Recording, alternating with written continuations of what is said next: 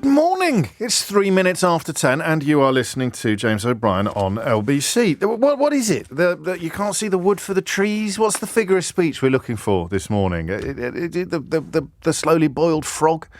Not biologically accurate, by the way, but nonetheless a very powerful analogy. Well, can't see the wood for the trees. Rolling stone gathers no more. No, it's definitely not that one. Why aren't we talking about the fact that food is currently increasing in price at a rate not seen for 45 years? I'm going to say that again because, frankly, there is no more important story in town, however hard some corners of the right-wing media may be trying to persuade you otherwise. Let's have a look at what they're going big with today. When will someone get a grip on the eco-fanatics? Asks the Daily Mail. Well, OK, mate, that's the problem there. The protests about planetary crisis, not the actual planetary crisis. On you go. The NHS is broken, declares Starmer. That's fair enough. You're paying price of rise in fat cat salaries. So that's the Daily Express. Not talking, of course, about the kind of fat cats who run Fox News, but talking instead about people who work for councils. And on it goes. Toff Justice, the bloke who interrupted the snooker the other day with a giant bag of Wotsits. He merits the front page of The Sun. There's a full page in the Daily Mail about a medical student, i.e. not an actual doctor yet, who went off for some liposuction during the strike week, and that apparently merits a full page in the Daily Mail. So if you've got any student children and they are politically active, you better warn them that their social media will be pored over by dirty middle-aged men in raincoats looking for excuses to print pictures of your daughter in her bikini. That's what passes for editorial policy at the Daily Mail today. That's not fair. I don't know if they're wearing raincoats. 5 minutes after 10 is the time. What actually matters? What really matters? What is the major story of the moment affecting the massive majority of this country? Is it eco-protesters? Is it Essex publicans with deeply racist dolls being confiscated by police? Slightly surprised to hear the Chief Constable of Manchester struggling to contain a snigger while discussing that a few moments ago on this radio station. But hey-ho, perhaps he was taken by surprise. What is it? What is the big story of the moment? What could it possibly be? Food. Right? What is the single most important factor when it comes to the survival of the species? I'm being a bit daft now. I'm being a bit portentous, a bit hyperbolical, if that's the correct word. Certainly half correct. I mean, I suppose you could make a case for oxygen. Should we have a balloon debate? Is it air or food? Well, Keith, which one do you want? Do you want to go with air or food? You can both come in and argue it over. What do you want? Eleanor wants air. You've got food, Keith. What's more important? You're not going to last very long without air, are you? So, all right, food is the second most important thing for human survival. And living in a country where a cost of living crisis has already kicked in, and I just can't believe my eyes some mornings. Prices for bread, cereal, chocolate, the kind of luxuries that Therese Coffey would suggest you don't really need. Bread, said Therese Coffey. Let them eat brioche. Let them eat cake, which, as pedantic correspondents are no doubt in the midst of texting me now, was not actually said by Marie Antoinette. But no matter. Let them eat turnips. That's what you've been reduced to. I don't know why I'm saying you. That's what we've been reduced to. We've spent 200 years using let them eat cake as a figure of speech to describe the absolute arrogance and detachment from reality of a long-dead French aristocrat, whether she actually said it or not, French royal. Let them eat cake. Mangeons brioche. You must be familiar with that figure. That's the figure of speech. There it is, 7 minutes in. We boiled a frog. We couldn't see the wood for the trees. We flirted with a rolling stone that can gather no... You have to be careful doing that. You'll end up pregnant. We flirted with a rolling stone that can gather no moss, and lo and behold, we got to the one that we actually wanted. We got to the one that we actually need. It's let them eat cake. That's the figure of speech that underpins today's programme. Because in many ways, subconsciously, all of the media outlets today trying to distract you with nonsense culture war stories are sort of subscribing to the let them eat cake school of thought. We've even got a coronation on the horizon, haven't we? Doesn't get much more let them eat quiche than that, I don't think. So we've got an environment secretary, i.e. the politician in this country in charge of food. I'll tell you in a moment about the politician in charge of foreign affairs, who, even by the standards of the current crop, has managed to plumb new depths of idiocy and awfulness overnight. You won't be surprised to learn that I'm talking about James Cleverly. But you look at the food situation in this country and you remember that the minister in charge of farming, environment, farming and rural affairs, the cigar chomper in chief, Therese Coffey, I don't know quite what you'd call her. Would you call her the Mister? You'd call her what's the name of the sidekick in The Simpsons? If Liz Truss was Mr. Burns, then Therese Coffey was, what's his name? Come on. Oh, this isn't working very well, is it? Looking for a sidekick, a famous sidekick. Who's the name? Robin to Liz Truss's Batman. Therese Coffey, in charge of farming in this country, suggesting that if you can't get hold of food that you need, Smithers, thank you, got there in the end. Sheesh, crack team of advisors we've got here. The Simpsons theme continues, by the way, when we turn our attention to James Cleverly shortly. Let them eat turnips. Let them eat turnips. That's what we're reduced to. So we spent a couple of 100 years comfortably absorbing the notion that let them eat cake is a historical example of appalling conduct from a leader, if you like, or a member of the ruling class.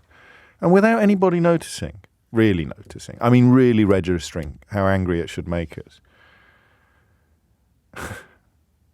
We've got let them eat turnips as a government policy. And I'm reminded of that today because the rate at which food prices are rising is the highest it has been in 45 years. I'm going to say that again. 45 years.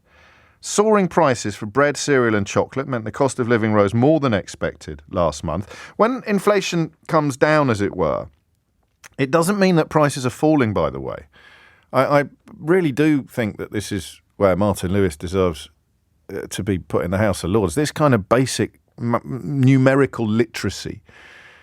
So important because politicians don't understand it either. When Rishi Sunak talks about how important it is for people to do maths, I think he's just trolling Liz Truss and Kwasi Kwarteng, isn't he, rather than doing anything more substantive. But falling inflation doesn't mean prices are falling. It just means that the rate of price rises is slowing. So when he pledges that inflation will be halved by the end of the year, which at the time looked like predicting the sun would come up tomorrow, but it's not looking quite as certain as it was when Rishi Sunak made that promise. He's not suggesting that your prices are going to start coming down. He's just promising that they'll only be going up by 4 or 5% a year, which your wages won't be, and that somehow will count as a government achievement. That's how mad everything is at the moment. This government has halved inflation. Is inflation higher or lower than the pay rise I'm getting this year? Higher. So I'm worse off than I was before. Yes, as a direct result of this government's determination to tackle inflation, you are worse off this year than you were last year. Food prices are falling globally, but that hasn't led yet to price cuts, and our performance in this field is worse than many other comparable economies. And we're going to try to work out why. Why are food prices in this country? This is inflation overall. We're at 10.1%. Italy's at 8.2%. Germany's at 7.8%. France at 6.6%. America at 5.3%. So no one suggests that Brexit or any other single issue causes all our problems, but you show me a problem and I'll show you how it's been made worse by that vote that 17.5 million people cast in 2016, persuaded successfully that it would actually make them better off, that it would make food cheaper, that it would, as Daniel Hannan said, constitute a 60% cut in your council tax. Dominic Cummings said it would free up £350 million a week for the NHS. But here we are looking at higher harmonised index of consumer prices than most comparable, all three comparable European economies. But the food increase is off the chuffing charts, kids, right? I'm going to stop telling you every day how hard I find it not to swear for two reasons. Number one, I think it makes me sound a bit unprofessional. And number two, it oddly brings me closer to actually doing it by constantly referencing how nearly I just did. But it's off the chuffing charts. Milk went up by 38%. Milk, that well-known luxury, that libation of choice for the new liberal elite, that metropolitan tipple that nobody from the great British working class can afford. Yeah, milk. Milk has gone up by 38% in March. 38% in March. Ready meals, 21%. Maybe not your first port of call when you're in the supermarket. Similarly, olive oil. Oh, olive oil. Well, why can't you just use motor oil? Why can't you cook your chips in WD-40? Oil.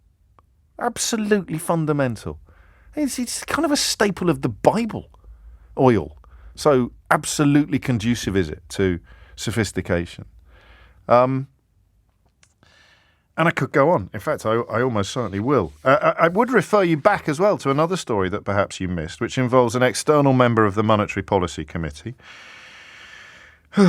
saying last month, although her comments went, I think, somewhat underreported, this is a Bank of England policy maker, Catherine Mann. The smaller exporters which provided additional supply, additional competitive pricing, what we have observed is those smaller exporters from the EU into the UK really have exited from participating in that traded marketplace. It gets too expensive to get over the red tape and so forth, so that's an important ingredient. In other words, Brexit is a large part of the UK's food price surge, according to the Bank of England. Now, or one rate setter at the Bank of England. What you have to do now is remember that the Bank of England is biased against Britain because it's anti-Brexit, just like the International Monetary Fund, the OECD, and any other organisation that you can think of that is not remotely biased against Brexit, but is in the business of reporting reality, while people whose pro-Brexit biases now control an entire country. Jacob Rees-Mogg comes out, he'll condemn the IMF, he'll condemn the OECD, he'll condemn the Office of Budgetary Responsibility set up by George Osborne in 2010 to free up forecasts from government influence, but not good enough for Jacob Rees-Mogg. All of the institutions dedicated to providing policymakers with some form of guidance on what is likely to happen to the economy in the near and distant future. Brexit has now dismissed them all because everything they promised is falling apart. So why? Why is this happening? It's not unique to the United Kingdom, and no one is pretending that it is, but in the context of importing food, producing food, selling food, whatever it is you do in the food and drink provision process, talk to me about what is going on. 0345 6060 973. And things that you are not going to talk to me about because they are not unique to the United Kingdom include the war in Ukraine, the coronavirus pandemic, the furlough scheme, or anything else that applies equally to every other country in the world that is not suffering in the same way that we are suffering. So your answer, I'm afraid, because I know how much it must upset you if you're still clinging to the carcass of Brexit, your answer is, and you can't just say Brexit. You can't just say Brexit. It's not in March, those rises. It's the year 2 March. So you're comparing this March with last March. If it had gone up by 38% in a single month, you would have noticed. Happy to clarify. So what is the reality of it? So you can't just ring in and say Brexit. That's my job, James O. Brexit. You get off my patch. You can't just ring in and say Brexit. But here is it. So you need to tell me what is happening, because I just talk. I just come on the air in the morning and talk for a living. I mean, obviously in the context of Brexit, I talk undiluted and now irrefutable sense and fact. I've been doing that since it started, but of course that was all Project Fear and Ramona Tears for a long time. You can't play that game anymore. But I don't import potatoes. A friend of mine does. Sent me a picture yesterday of a bag of potatoes. And the point that he made was this. Just imagine a small potato producer on the continent having to submit a sanitation certificate every time he sends anything to the UK. It's the same with cheese. Why would you bother? It's a chuffing mess. Now, that's the point. I mean, I thought I was going to do a short introduction this morning, but someone has to keep pointing this out. It was supposed to be a reduction in red tape, right? Everyone can agree about that. Even if you're still high on sovereignty or moaning about the fact that foreigners are still coming into the country, the reduction in red tape, we all recognise that, right? Even perhaps those of us who understood what Brexit was likely to mean thought, well, maybe there's some truth in that, because they all keep saying it and they went to expensive schools, so they must know what they're talking about. A reduction in red tape. We have erected trade barriers between ourselves and our nearest partners that would have been responsible for importing into this country food, which increases competition and therefore lowers prices. We have erected trade barriers. We have introduced bales of red tape. And yet we're still sitting here pretending that this lot know what they're talking about. a cabinet populated almost exclusively by people who promised that the polar opposite of what is now happening would happen. I mean, I don't know which of my long-term contributors we should be keenest to hear from. Is it Daniel, the wine producer? Is it Kieran, the international courier? Is it Andreas, the greengrocer? Is it Simon, the cheese? But I mean, it is insane that we're sitting here today looking at the highest increase in food prices for 45 years, and we've got a political class still insisting that Brexit's going brilliantly. Do you know, according to one poll, more people in this country currently believe that the earth is flat than believe that Brexit is going, quotes, very well, end quotes. And yet Keir Starmer is currently ignoring the enormous elephant in the corner of the political room. I don't know what Rishi Sunak's up to. I mean, I really don't. Nor does he. A wonderful clip of him the other day inviting questions from the floor and not coming up with a single one. He did that thing you can never do. Never ever do this if you're ever in front of a room full of people trying to get questions, and you can't get a question on the subject that you're talking about. So you say, well, do you want to ask me anything? Ask me anything, because no one will put their hand up and you look even more ridiculous than you did before. So if you're there, God forbid it should ever happen to me, but if I'm at a book festival and I'm asking for questions and no one has got a question about the book, that's it. Just keep talking. Give them another 20-minute monologue. Do not say, well, would you like to ask me about anything else? Kidderminster Harriers? Chances of just sneaking into the playoff places the next Saturday? I mean, I could give you 20 minutes on that if you wanted, but don't do it. Don't open the door. 0345 6060 973. It's a very good joke, that. I'm going to steal it completely from Stu. I think, given the state of inflation, even Lee Anderson's going to have to become known as 33p Lee sometime. He could be 40p Lee by the end of this programme if things carry on like this. So here we go. Who's involved? Importers, retailers, wholesalers, producers, farmers.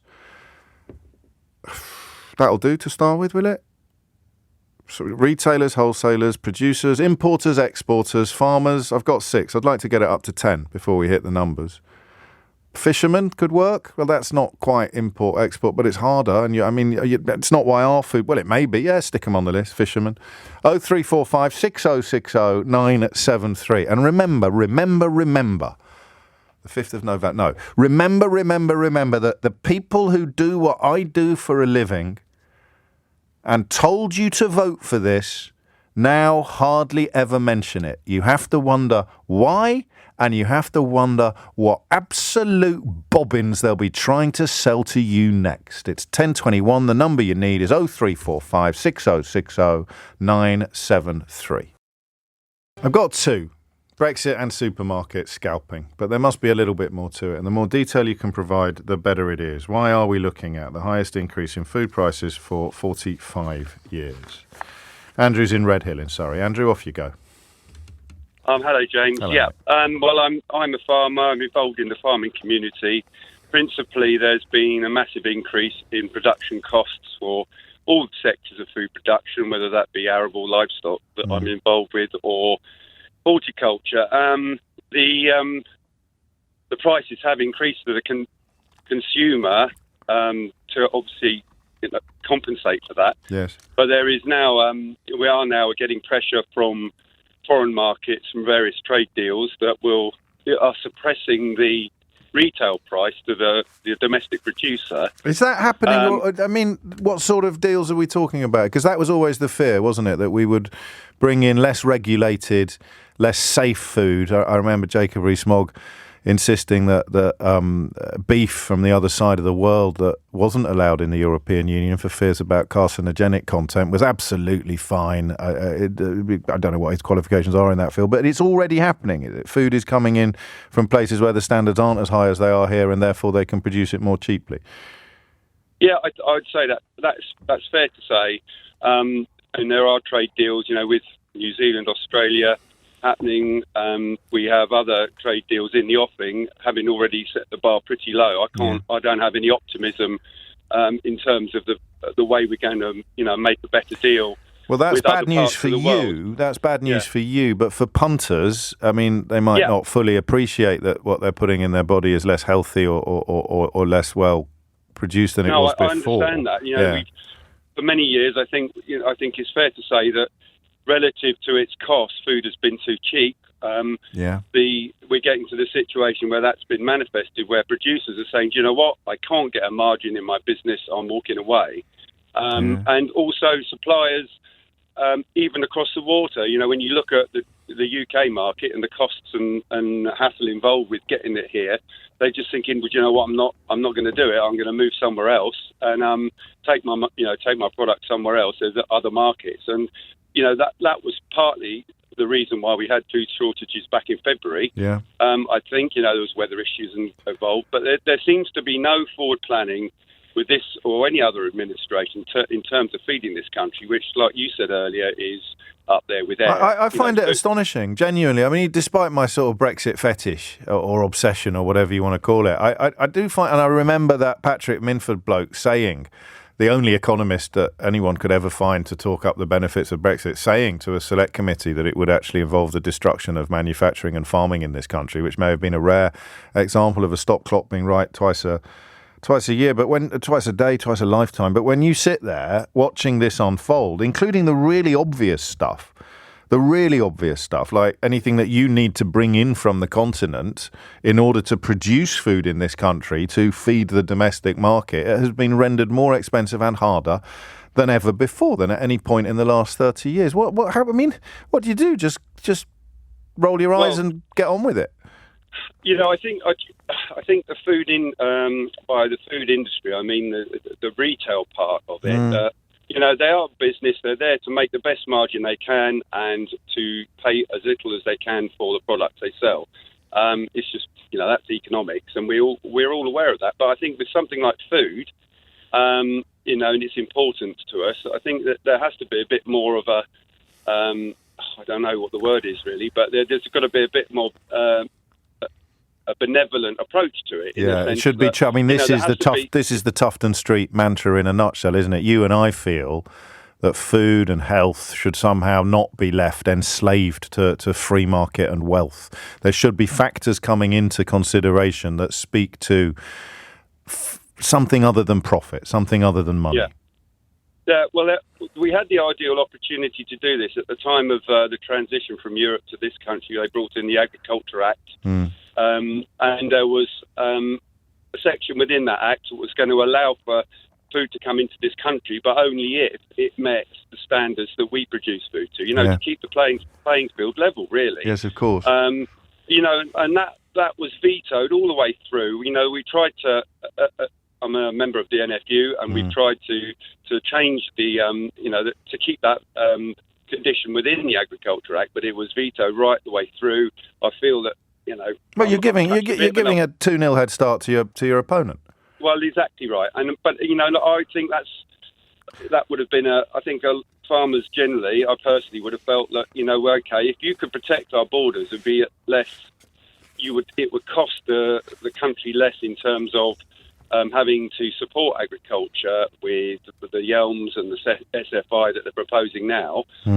Because I think if we felt that we could plan forward and see a future in food production, then you would take the view. You know, the younger generations would pick up the baton and run with it, you know.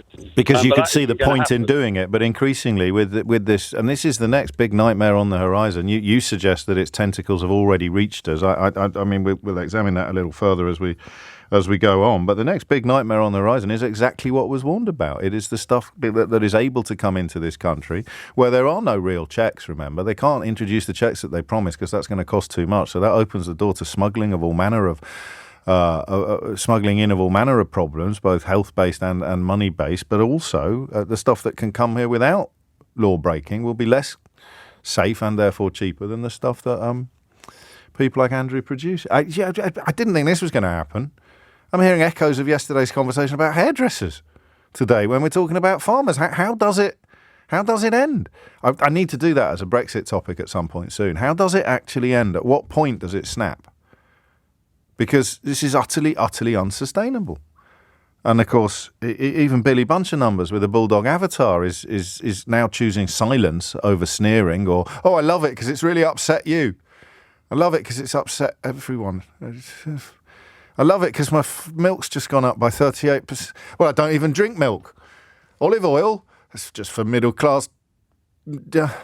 How do you sustain? I may have to unblock people on Twitter. How do you sustain support for something that is literally kebabbing you and yours?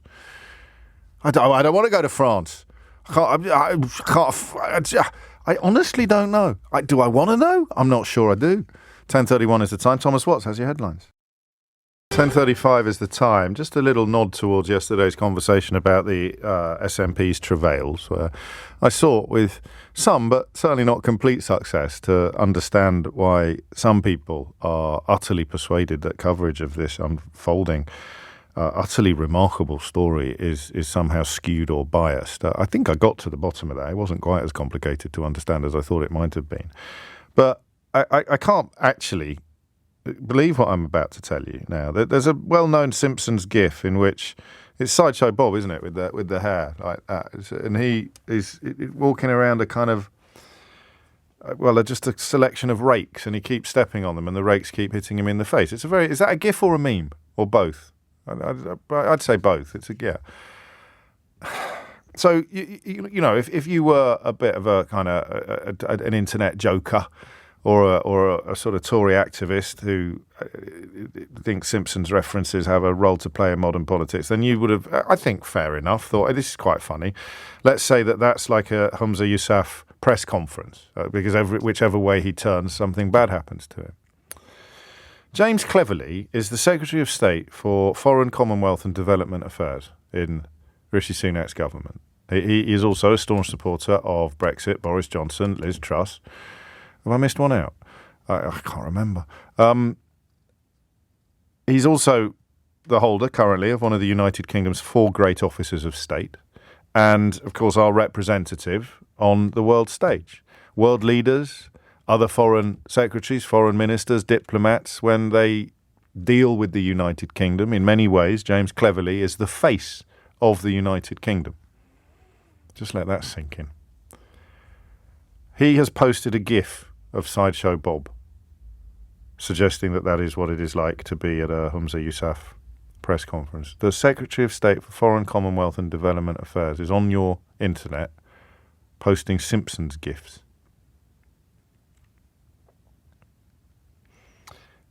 I'm actually lost. That never ever happened. I'm actually lost for words. And what can I say now that is going to be more cutting or more emblematic, illustrative of the national tragedy than the fact that the Secretary of State for Foreign, Commonwealth and Development Affairs, the holder of one of the 4 great offices of state, thinks it's either appropriate, suitable or funny to post Simpsons GIFs. Not just to post Simpson GIFs, but to post Simpson GIFs about the First Minister of a nation of which he is actually the Foreign Secretary. So anyway, if you're a foreign leader thinking, it's time we did some business with the United Kingdom, they seem, to paraphrase Logan Roy, they seem like serious people, step forward James Cleverly to destroy any semblance of the notion that our government is populated by serious people. And it does, it speaks of contempt for the Scottish National Party or the government of Scotland coming from the government of the United Kingdom, which is just daft, really, in so many ways. Liz Truss went down that road, didn't she? She said, I don't think there's any point paying any attention to Nicola Sturgeon or something like that. That was amazing, really. You can remember anything she did. She was only in office for 49 days. But Sunak seemed to have effected a bit of a return to civilised discourse. And then along comes James Cleverly. What is the... I can do this in a politics A-level. You could generally and genuinely be asked in your politics A-level. I grant you that it is 33 years since I did mine. Obviously. It is 33 years since I did my politics A-level. You could quite seriously be asked, what is the role of the British Foreign Secretary? Or name 5 key duties or expectations of the Secretary of State for Foreign and Commonwealth Affairs, as it would have been then, the FCO as opposed to the FCDO. So that's your A-level history, A-level politics question. In Brexit Britain, in the land that Boris built, in a country where James Cleverly can become Foreign Secretary, you could get points in your politics A-level for posting Simpsons GIFs about the Scottish First Minister. And any teacher who isn't on Twitter would say, don't be ridiculous. What are you talking? And then you just go, no, here, seriously, sir. Here is the Secretary of State for Foreign, Commonwealth and Development Affairs posting Simpsons GIFs in the hope of embarrassing the Scottish First Minister. And quite who these interventions are designed to appeal to, I do not know, but they must exist. They must exist. It's from the Cape Fear episode of The Simpsons, with Sideshow Bob playing the Robert De Niro role, I'm told, and I am grateful for that. But there it is. Politics A-Level 2023. What is the role of the British Secretary of State for Foreign, Commonwealth and Development Affairs? Posting half-funny GIFs on Twitter, sir, in order to poke fun at the leader of the Scottish Government. That's it. That's what we've done. 10:40 is the time. Matthew's in Toaster, which I pronounced correctly. Give me a biscuit. What would you like to say, Matthew? Yes, James, a pleasure to speak to you. And of course, I'm nervous like most people that speak to you. Okay. But I've got a small food business. It's me and my business partner, and we have one part-time employee. Okay. We used to buy products from Europe, and I used to just pick up the phone or send an email, and then in a couple of days, the products would come to me. Suddenly, we come out of Europe, and we try to phone up to get our products, and 7 days later, we're still looking at red tape and looking at, and I'm not talking about anything complex or anything that is could spoil or anything like that.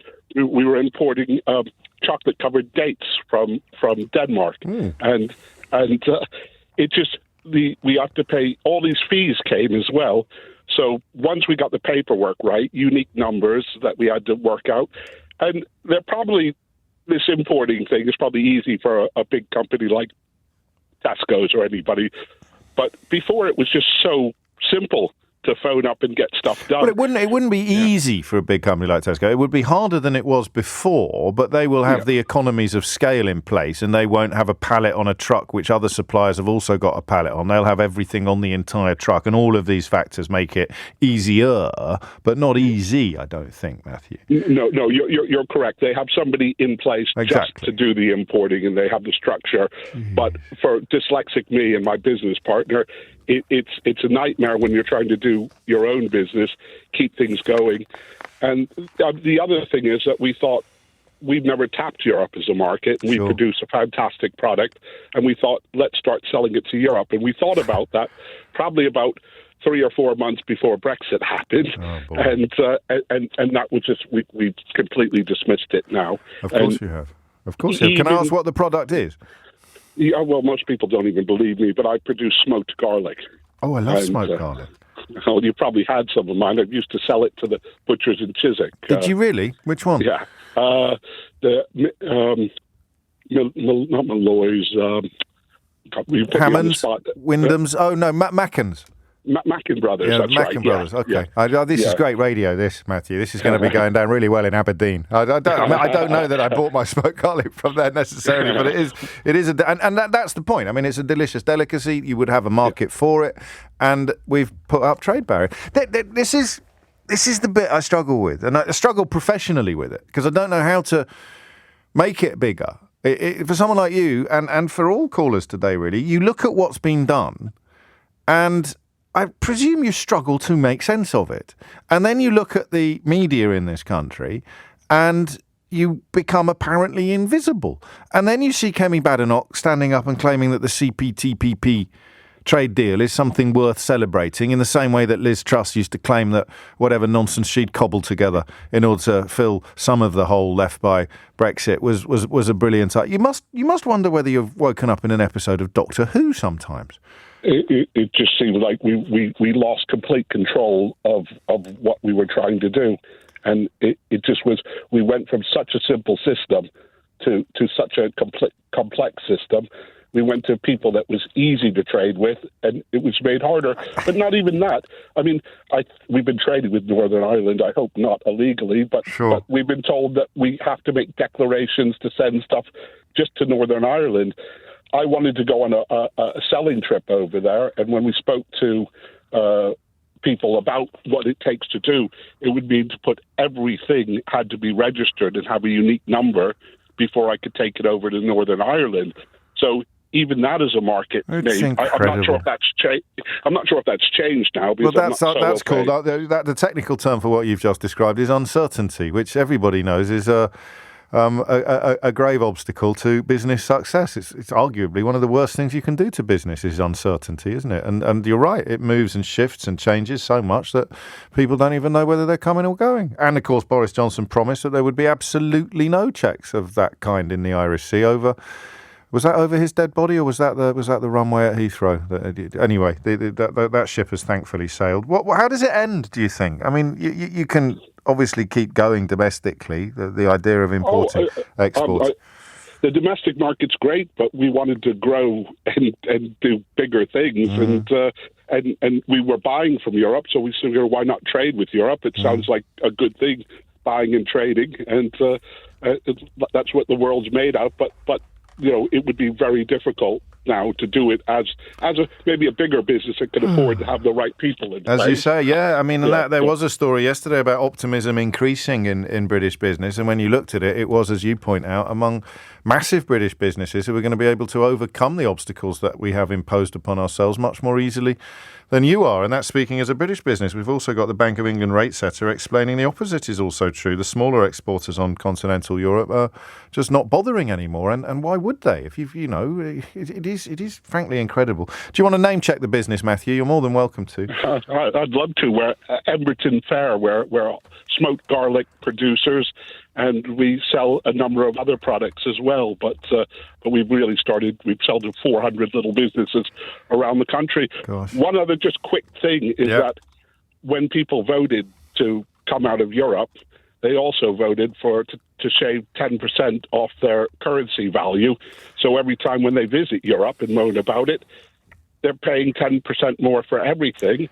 And the people that have houses there can only stay for a minimum amount of time. It really makes but we've taken back control and we've got blue passports, mate. So stick that in your pipe and smoke it. Smoke it! Stick that. It's a pleasure. No. All right. Yeah. Okay. Whoosh. Hang on, I had one more question and I've forgotten it by laughing so uproariously at my own mediocre joke. Honestly, I've got to get over this. This is terrible outbreaks of amateurism on the programme. What was I going to say? The guy. Oh, yeah, I didn't hear what you said. I thought you said Everton, but you didn't say Everton. What was it? Everton something? Emberton. With an M for mother, EMB. Yeah, it's near Olney in Buckinghamshire. Lovely. It's known for home of William Cowper. So, of course. But buy Emberton smoked garlic. Thanks for letting me plug it. No, you're more than welcome. I mean, businesses like yours, as with the hairdressers yesterday, need all the help they can get. Which is why, politicians like James Cleverly are out there all the time, absolutely sticking up for British importers, talking to foreign governments about how important it is to make things easier for business people like Matthew to bring in goods from the continent that they used to be. Oh, what? Oh, no, apparently he's not. He's posting Simpsons memes on Twitter. It is 10:51 and you are listening to James O'Brien on LBC. I think it's important, in much the same way that liars like Dominic Raab used to claim that people like me thought all Brexit voters were racist, when it's not true at all. It's important to stress, even as people like Dominic Raab would continue to lie about things like this, nobody is saying that all of our problems are caused by Brexit.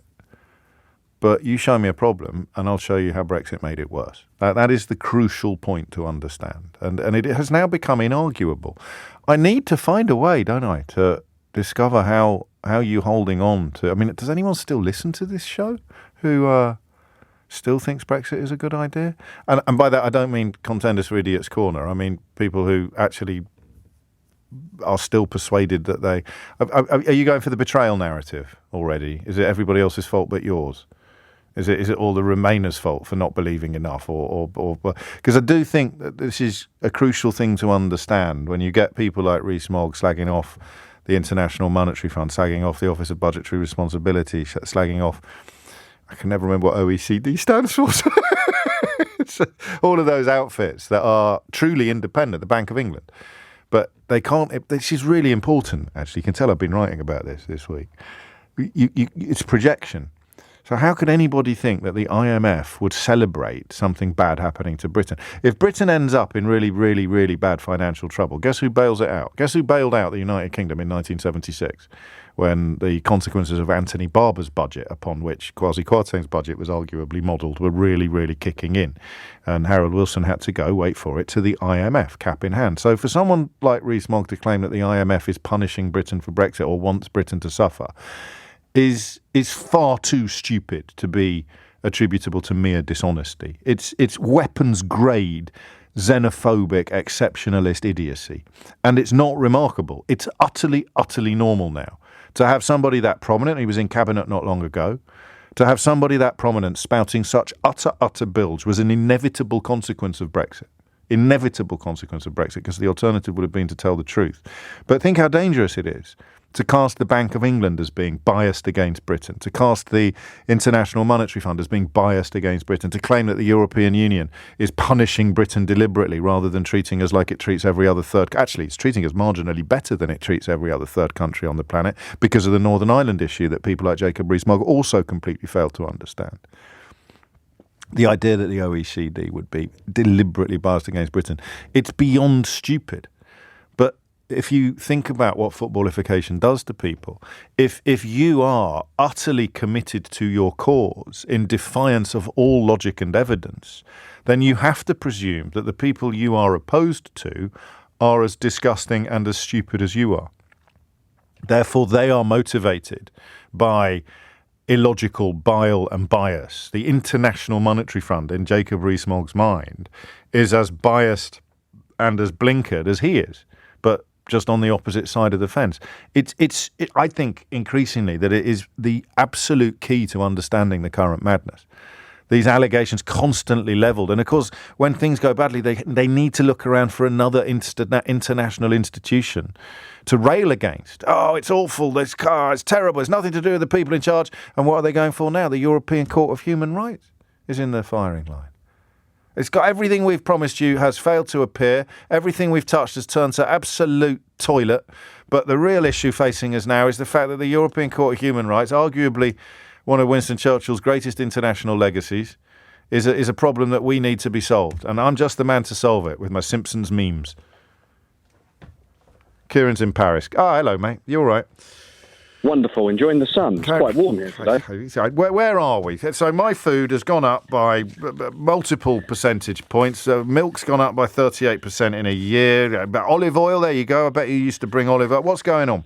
Kieran, for people who don't know, sounded the alarm about exactly what is happening now. Probably began about 7 years ago. And I asked this question from pot to kettle, Kieran. Have you been wrong about anything yet? Yes. The queues, because no one wants to come here anymore. Well, okay. So when you have no queues, you have no traffic. But we did have queues in the beginning. We do still have queues. So the people who are coming queue, but there's so few coming that the queues aren't as big as they would have been if the same number of people that were coming were still coming. Yes. I was trying to get 2 7.5-ton trucks and an 18-ton last week out of Paris for a customer. Yes. Couldn't find one. No one wants to come in. Your main problems are not only the paperwork you have to fill out and the customs, and you've got to pre-notify of everything that's going onto a truck even before it leaves the factory to come to the UK or the food depot or anywhere, because a driver will not leave until the paperwork's in order. They don't want to come. The cost of the transport's gone up. People will sit there in customs, which is what you don't see, or sit there on at the front of a loading bay somewhere for maybe 10, 15 hours. Whilst the paperwork's waiting to be corrected or finalised. People don't want to do it. Drivers don't want to do it. They're staying away. And as a farmer earlier explained, and indeed an importer, if you are one of the big outfits, then everything on that truck is yours. It's going to be a lot easier to do than it is if you're in your line of work, your client's line of work. Is that right? Yeah, I said that all those years ago, James. I know you did. Brexit's going to finish off small businesses. They can't compete with the big ones. Who've already got massive head starts in the market because of economies of scale and buying power. Yeah. I mean, if you're lucky enough in the beginning to get a customs agent, because there was a waiting list and there just wasn't simply enough of them after 93, most of them went, then you could start importing or exporting. If you didn't have an agent, then you're stuck. You're not doing anything. But the thing is, you're seeing slim pickings on UK shelves now simply because... No, you're not. How dare you say that? I bought some tomatoes last Tuesday. How dare you suggest that there might be shortages somewhere else in the country?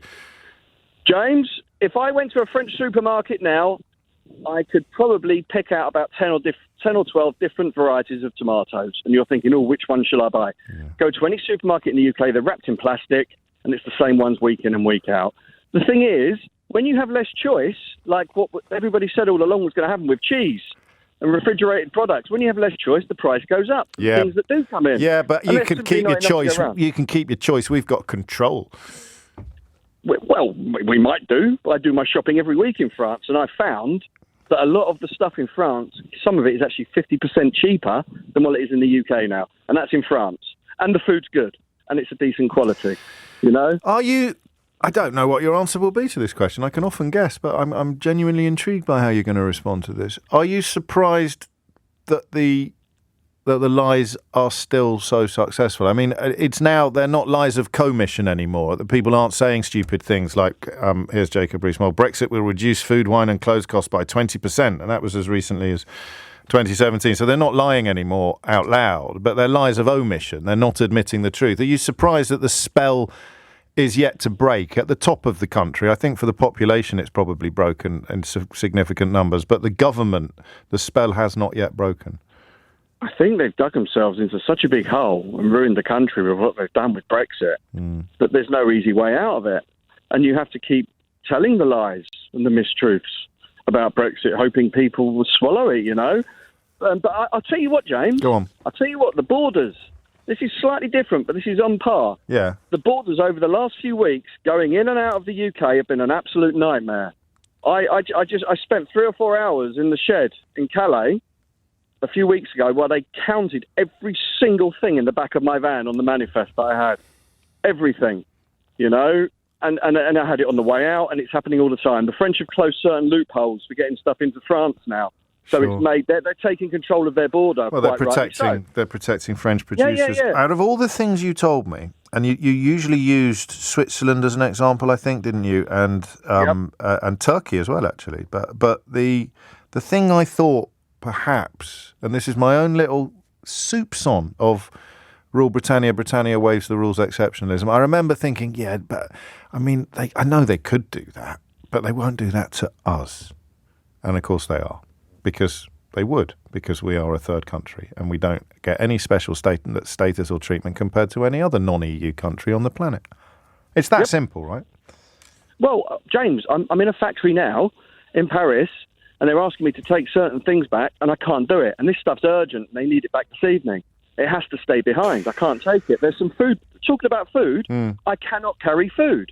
Before Brexit, I was carrying food. I remember. I now can't bring it in. It stays behind, and it's a bit of a nightmare. So, well, a Billy Bunch of Numbers with a bulldog avatar is still delighted, Kieran, because he doesn't like any of the things that you ever import into this country anyway, and he can get them in. He could, if he needs them, he can get them in Poundland. Thank you, mate. I want to play that clip of Tim Martin, actually, but I'm already late for the news.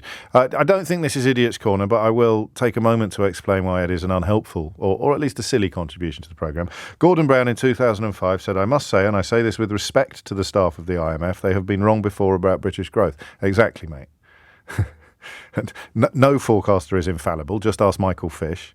But I say this with respect to the staff of the IMF. He is not saying they're biased against Britain and determined to punish us for our decision to leave the European Union, which is what Jacob Rees-Mogg and his mates are saying. So, again, I understand why you've fallen into that little hole. I don't know whether you've tripped over your own support for Brexit before landing headlong in it, but you've actually highlighted precisely why the Brexit class is so corrupt, both sort of morally and politically, because Gordon Brown correctly pointed out that no forecaster, including the IMF, will ever be completely right about growth in any of the countries that they look after. But to pretend that they would deliberately misrepresent their own research or findings in order to punish a country that they would be responsible for bailing out in the event of the kind of economic collapse that Liz Truss nearly brought in is pretty close to government policy and entirely contrary to what Gordon Brown is saying there. Happy to help. Always happy to help. 11:03 is the time. 6 minutes after 11, I probably did you a disservice in the last hour. Some foods have soared by as much as 80% in shops over the past year. You'll know which ones they are. The more closely you watch your food bill, the more au fait you will be. As does budget, just essential pork sausages are up by 73%. Not dissimilar to Tesco's Woodfired Farms best value pork sausages. 73%. Do you remember the Wetherspoons guy?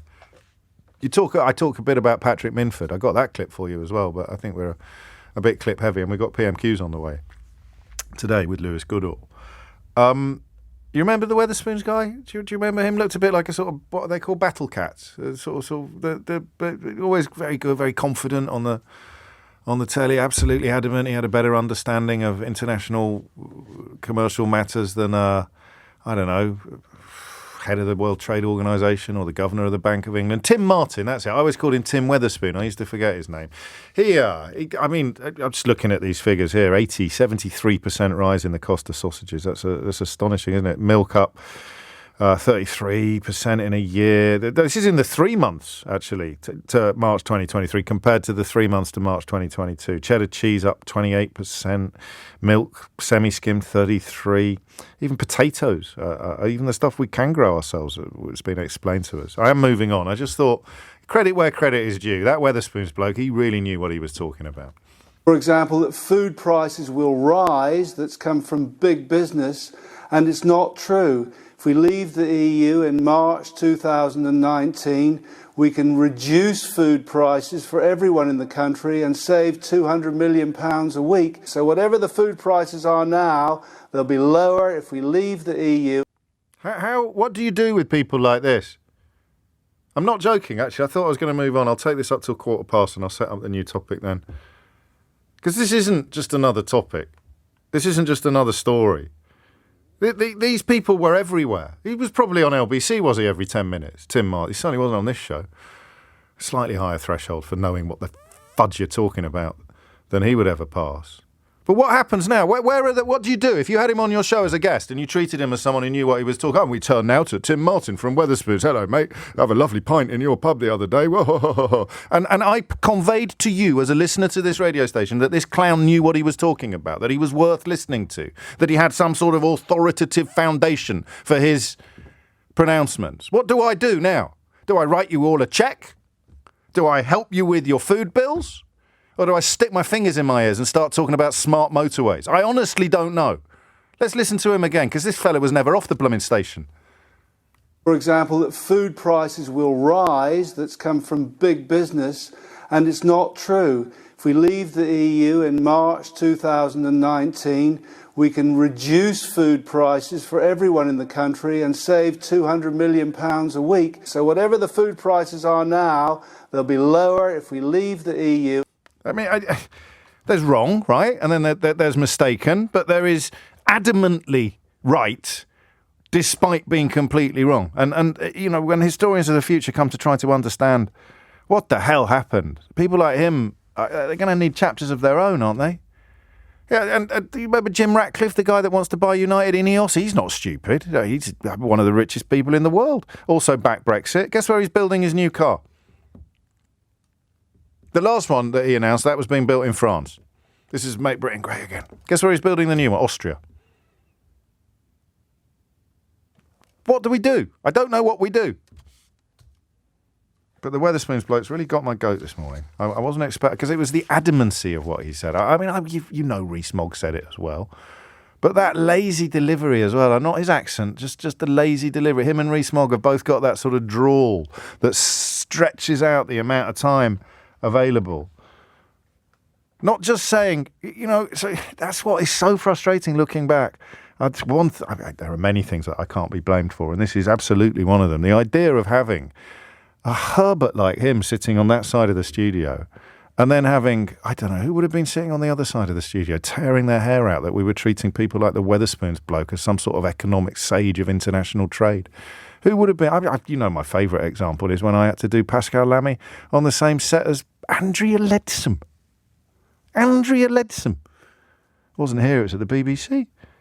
Here's Pascal Lamy, the former Director General of the World Trade Organization. Tell me, Mr. Lamy, what do you think about the prospect of the United Kingdom trying to re-establish itself post-Brexit on the world order by having no trade deals with anybody, but let's go WTO is the slogan that is currently being shouted by idiots.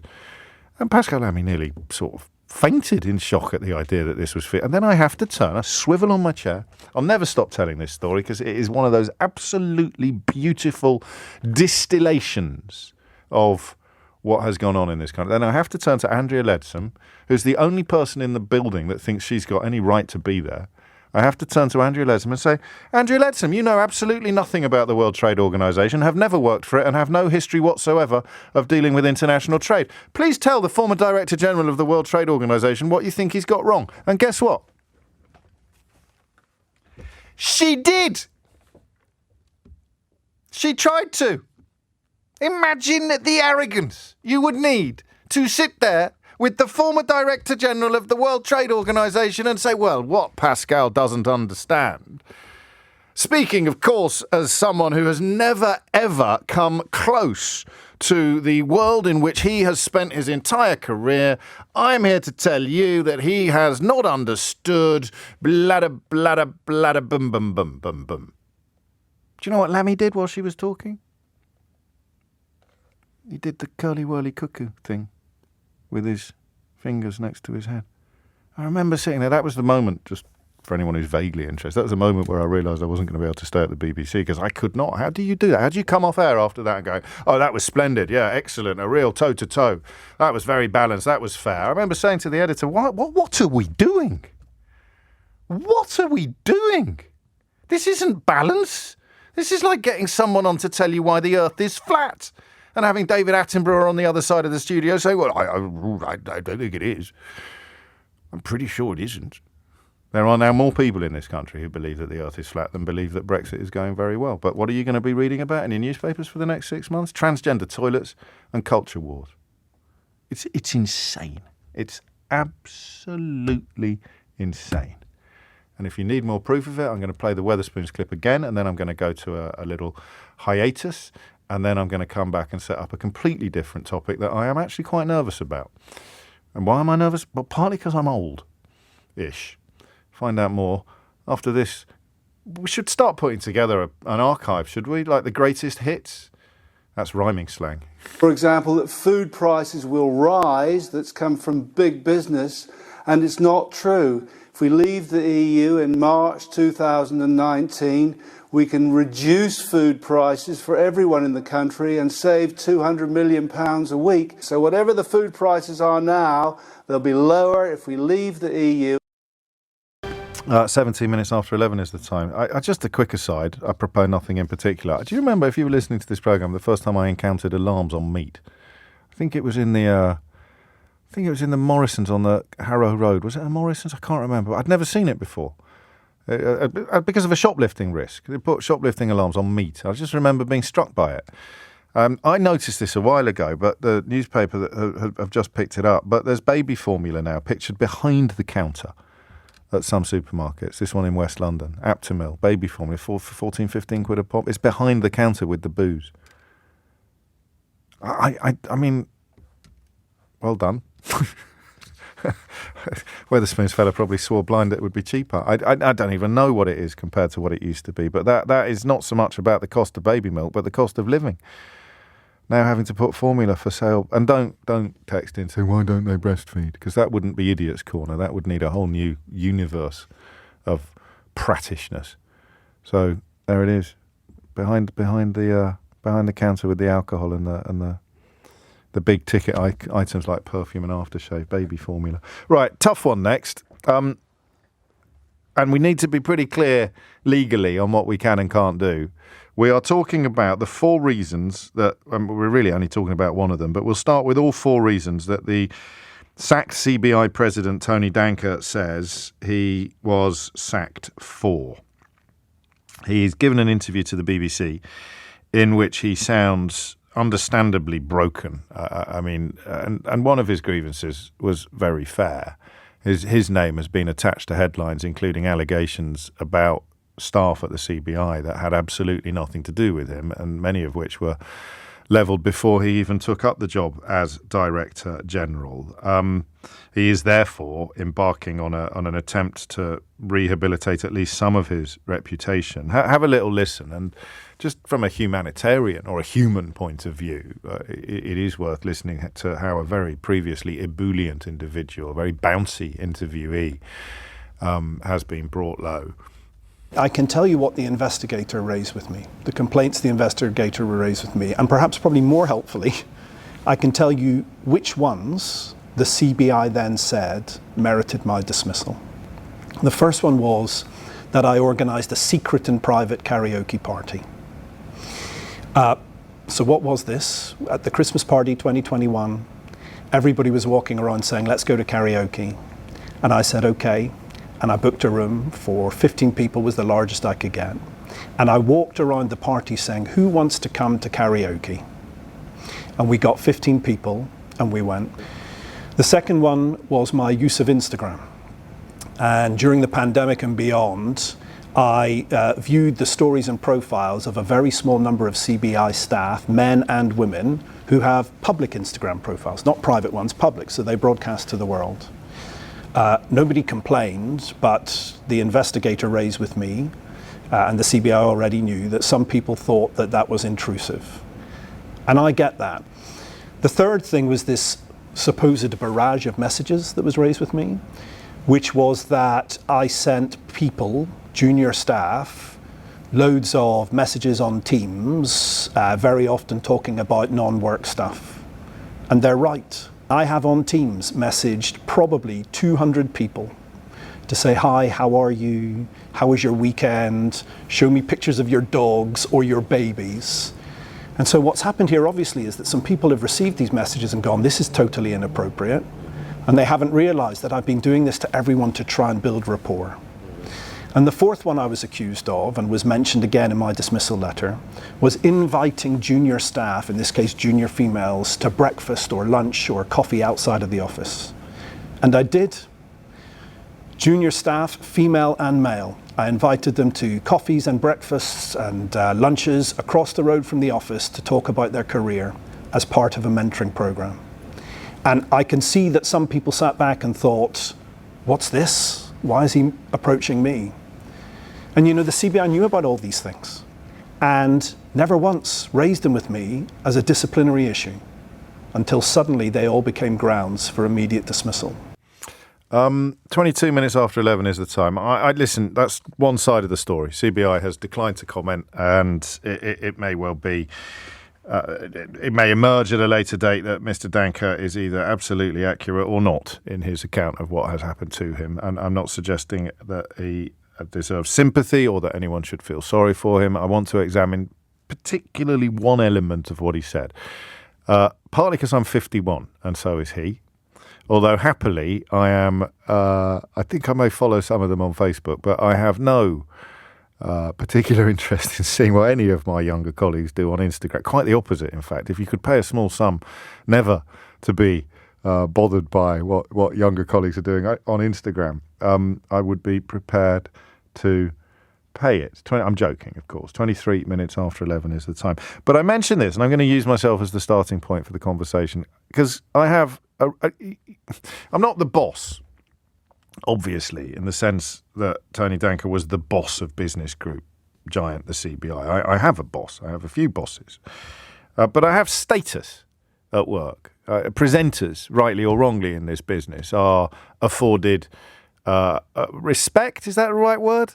I suppose it's the right word, but it's a kind of material respect. It's not the respect that you earn. It's the kind of respect that comes with the job. You're going to be treated differently as a presenter if you've lost your pass than you are as a junior member of staff. And therefore, presumably, you're going to be reacted to differently as a presenter if you say, do you fancy coming out for a drink after work, than you would be if you were an equal, if you were a colleague. I think if Tony Danker's account of what has happened is absolutely accurate, then the crucial bit of his defence will be, I was doing this to hundreds of people, but if you only knew he was doing it to you and you thought, that's a bit weird, why is he inviting me out for dinner? You didn't know that he was actually doing exactly the same thing to hundreds of other men and women, and it reaches the board and it says he's been inviting young women, junior young women out for breakfast. You can see how there are two very different interpretations of that agreed fact. But I'm not interested in whether you think it's a sackable offence or whether you feel sorry for him or whether it's weird or whether it's just a slightly tragic figure in middle age trying to get down with the kids. I'm not interested in any of that. I'm just and there is no objective answer to this question. There's no right or wrong. It's not a binary issue or a black and white issue. I am just really interested in what you think about the boss looking at your Insta. Did I say that right? It's Insta, yeah? That's what the kid... I don't think I'm on... I am on Instagram. I had to join it to do a live talk, but I don't. Anyway, that's not the point. What is appropriate and what is inappropriate here? Because I was talking to two female colleagues before coming on air who I work with quite closely. And I said, I don't know, because they were essentially saying this is perfectly innocuous. And I said, well, I don't know if it is. How does Instagram work? And they explained to me how it worked. And I said, so if I'd been looking at pictures of you in your bikini, for example, you would know about it. And they went, yeah. And I said, well, that's not right, is it? How would that make you feel? And very kindly, they said, well, in your case, it'd be no problem at all. But, you know, if it was someone I didn't know very well, if it was someone who I didn't consider to be a friend, this is only in the Instagram stories section of it. If it was someone from upstairs, for example, whose path I very rarely crossed, then yeah, actually, now you come to mention it, it would be weird. And then his defence is, which is valid and fact-based, his defence, of course, is, but it's a public platform. You're putting it out there for anybody who wants to see it to see. And I just found that very specific element of this story really interesting. I mean, quite emotionally charged as well when you hear Tony Danker's account of what has happened. I don't know the fella, by the way. I'm pretty sure I've never met him. But I think he did a bad job on Brexit, you won't be surprised to learn, by doing the kind of, oh, well, we've all got to get on with it now. I don't think that was a very good representation of what British business needs. He should be telling the truth to the government, but I understood the pragmatism of his position. But that specific bit, I don't think the karaoke lends itself to a conversation between you and me. I don't think that sending non-work related messages to staff on work messaging platforms does. I think pretty much everybody does that in some way, shape or form. Oh, I've brought some biscuits in. They're on the table next to Keith's desk. You know, that kind of thing. It's not a non-work, it's a non-work related. And inviting staff for breakfasts, lunches or one-on-one meetings depends entirely on how many people he was doing it to. If he was doing it to 3 young women and not to anybody else, then it's dodgy. If he's doing it, as he says, to, you know, loads and loads and loads of people, men and women, then it is considerably less dodgy, if indeed dodgy in any way, shape or form. But I just want to know about the social media. I just want to know what you think. It doesn't need to be experience-based, although that might help. But what do you reckon? This is a conversation we would have. We haven't had one of these for ages. This is a conversation we would have if we worked together, isn't it? So if we were sitting in the canteen together or killing time, waiting for a Zoom meeting to start or whatever it was, I don't know. This is a sort of comment. What do you think about that? So think about your boss, think about jobs. What do you think about that? Eh? What's that? Hey, why is he looking at your Instagram? I'm not having a conversation about whether or not it's a sackable offence. I'm having a conversation about whether or not, the phrase I'm going to use is quite technical. You may need to look it up. Whether or not it's a bit dodge. 0345 6060 973. Even though you post, I mean, the question really here is this. Even though you post stuff publicly, and I'll go for holiday snaps when you might be in a swimsuit or something like that, or your swimming trunks, even though you post stuff publicly, how do you feel about the idea of your bosses having a butcher's? 0345 6060 973 is the number that you need. And I stress again, we're not examining the rights and wrongs of his dismissal or human resources law or anything like that. I just find the question fascinating. My initial reaction is it would be a little bit weird if you knew, and I understand this is the way Instagram stories worked, you knew I'd been looking at, as a 51-year-old man with seniority over you, if you could see that I'd been looking at pictures of you, I'm heterosexual, so let's say as a 24 or 25-year-old woman, you can see that I've been looking at pictures of you in your swimsuit. Or just, I mean, but then, no, I came to look at your Instagram account and I didn't know there were going to be pictures of you. I'm already sounding a bit dodge, right? What do we think? So phone lines are open. I'd like women to ring in. I can predict, having been doing this job for years, that loads and loads of men will be ready, poised by the phone to tell me about what it would be like to be a 24-year-old woman finding out that her Instagram account is being viewed by her 51-year-old boss. And, you know, I am a bloke. I can't be too hypocritical in this context. But it is really 20-something women that are the most interesting, or 20-something men with a gay boss, you know, whatever it is. Just that idea that you use Instagram. Am I getting this right? Am I conveying why I'm interested in this? It's not a newsy, politicky, topicy. It's just a human story. And it's quite interesting because of technology meeting age. I'm always fascinated when age and technology collide for reasons that are pretty obvious, I expect, because it is an area where human behaviour often has to catch up. Human legislation, laws often have to catch up with where technology has gone. So what do you reckon? I'm going to go in on, it's a bit dodge. It's a little bit dodge. If we're mates, whatever the age differential may be, if we would be friends on Facebook, for example, then anything you post knowing that I might see it.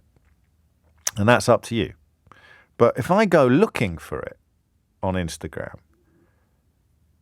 and I'm twice your age, what do you reckon? All right, hit the numbers now. You will get through. 0345 6060 973 is the number you need. Thomas Watts is here now with your headlines. 11:35 is the time. I should add that the CBI has responded to Mr. Danker's claims by suggesting that they are selective. He was sent a legal letter setting out the grounds for his dismissal in detail. But Mr. McBride, who is the I don't know, but he's speaking for the CBI, saying that his description of the reasons for his dismissal was selective. So I should have added that, I think. But the conversation is not about that. The conversation is very much about your boss looking at your Insta. God, it took me 20 minutes to get that. That's what it's about. Your boss is looking at your Insta. What do you make of that then? Mark's in Padstow. Mark, what would you like to say? I think the distinction, James, is that Instagram's a public forum. If you post on there, you're posting on there in a non-discriminatory way, i.e. you're not restricting who can see it. Anybody is allowed to look at anybody else's Instagram account. And you know the rules when you put that on there, you put something up there. It's like having a public... I don't use Facebook. Let me steer you back, because this is my fault. I mean, everything you're saying is true, obviously, but it's also, with respect, blindingly obvious. This is about how the young employee feels, Mark. But the young employee, when they put something on an Instagram account, can't think in any way, shape or form they have the right to edit who sees it. No, again, third time lucky. It's the conversation is about how they feel. I understand that, but and I'm trying to get to how they feel and whether they have a right to feel any form of offence. Right. So here's the thing, you see. You're now telling young employers what they have a right to feel and don't feel. I think as an employer, an ex-employer of people, it would be reasonable for you to have interaction with your employees in a way that you feel is appropriate. But they don't. They don't. So if they call you... Number one, you can't tell on Instagram. I think you said you could tell earlier if somebody looks at your Instagram. You can on stories. Can you on stories? I didn't realise that. But okay, I think that let's just back up a little bit and take some time for you to reflect upon the fact that you've already reached the point where you think as a boss you're allowed to tell your young employees how they should and shouldn't feel about your behaviour. I didn't say that I would tell them how I felt, how they should feel about my behaviour. I said that I would have the right to think. Okay, I don't think I did, but we'll agree to differ on that one.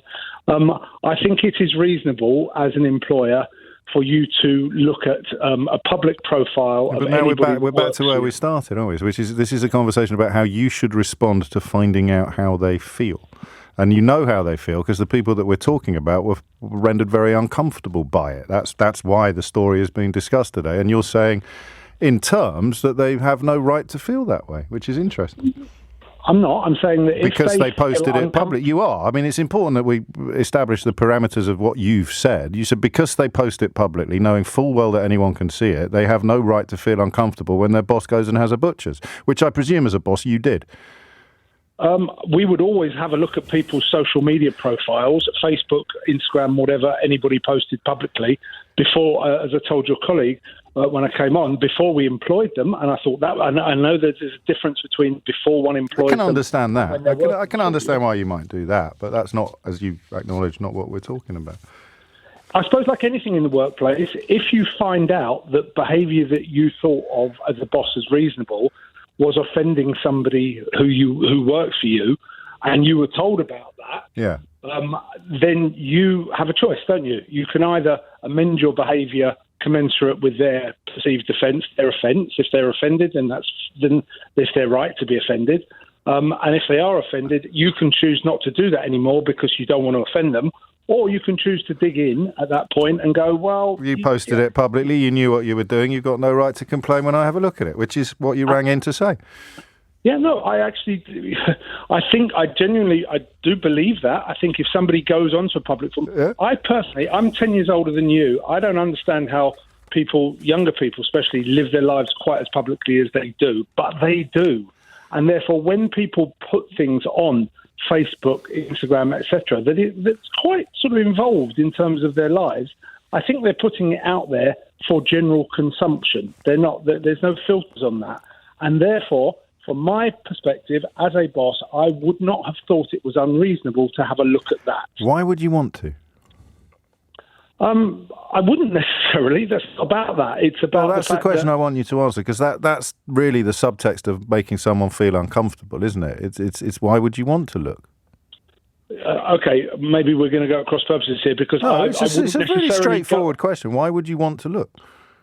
And I'm very straightforward answer in that I wouldn't necessarily want to look. Oh, okay. But the gentleman in question did, and your question was, do I think it's reasonable? Yes, I do. Okay.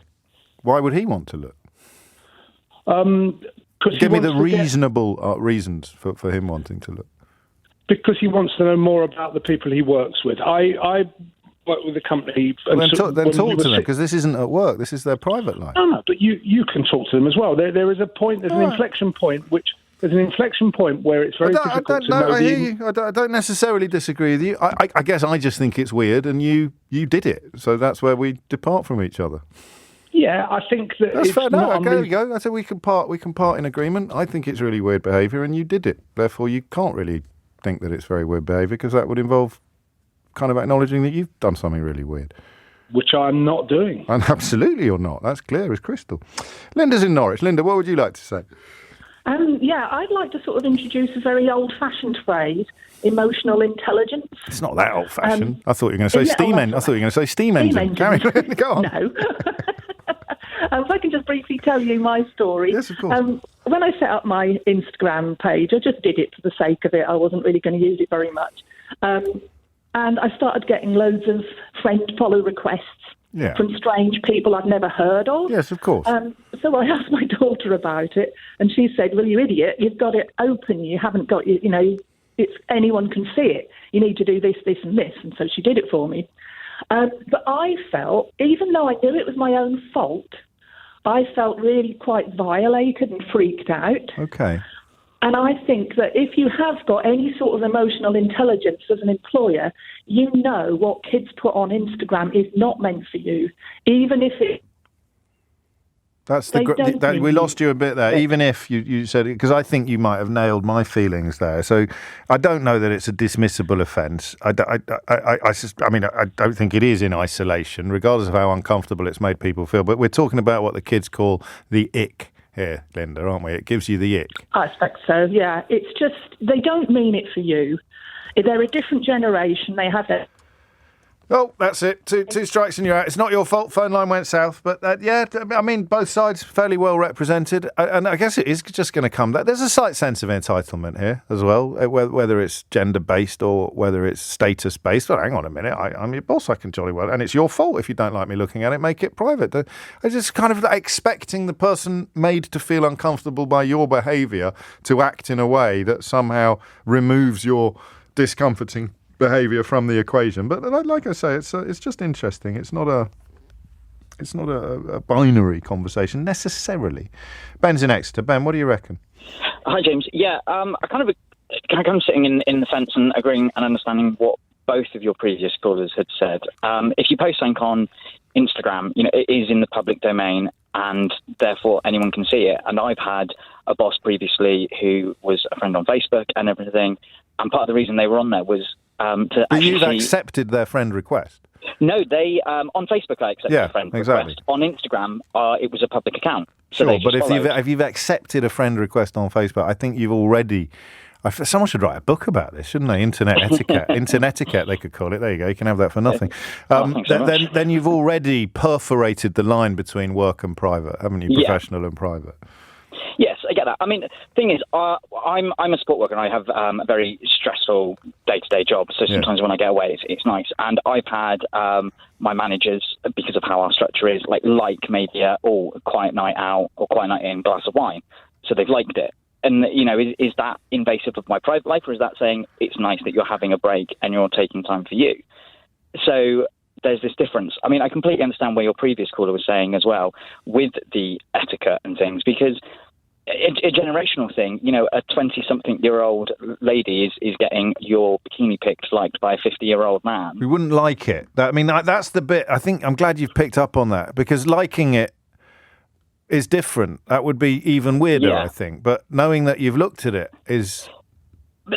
So, unfortunately... I don't see the reason. This is the thing. I mean, why would I... What? Let's imagine that Keith was a glamorous 25-year-old woman who works on my programme, and we're not friends, and we don't socialise outside the building, and I don't really have any interactions with him beyond work. But she knew that I'd been looking at her Instagram featuring holiday snaps, which, all right, have been publicly posted for the world to see, and I haven't put my privacy settings in place or made it friends only.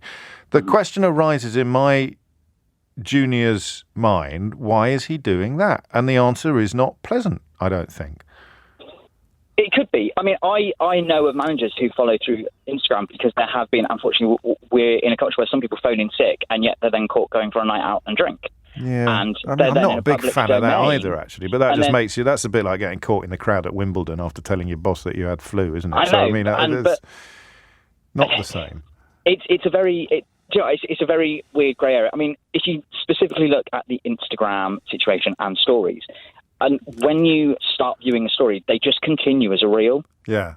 So if you've got this individual, you've not gone looking for it. You could certainly, it could never be proved one way or the other that you turned up rubbing your thighs, hoping that there'd be some sort of bikini action. But equally, the question of why you'd want to be there in the first place. I don't like prefacing observations by saying as a dad, but I suspect you're not a dad, are you? You sound younger than me. No, definitely not.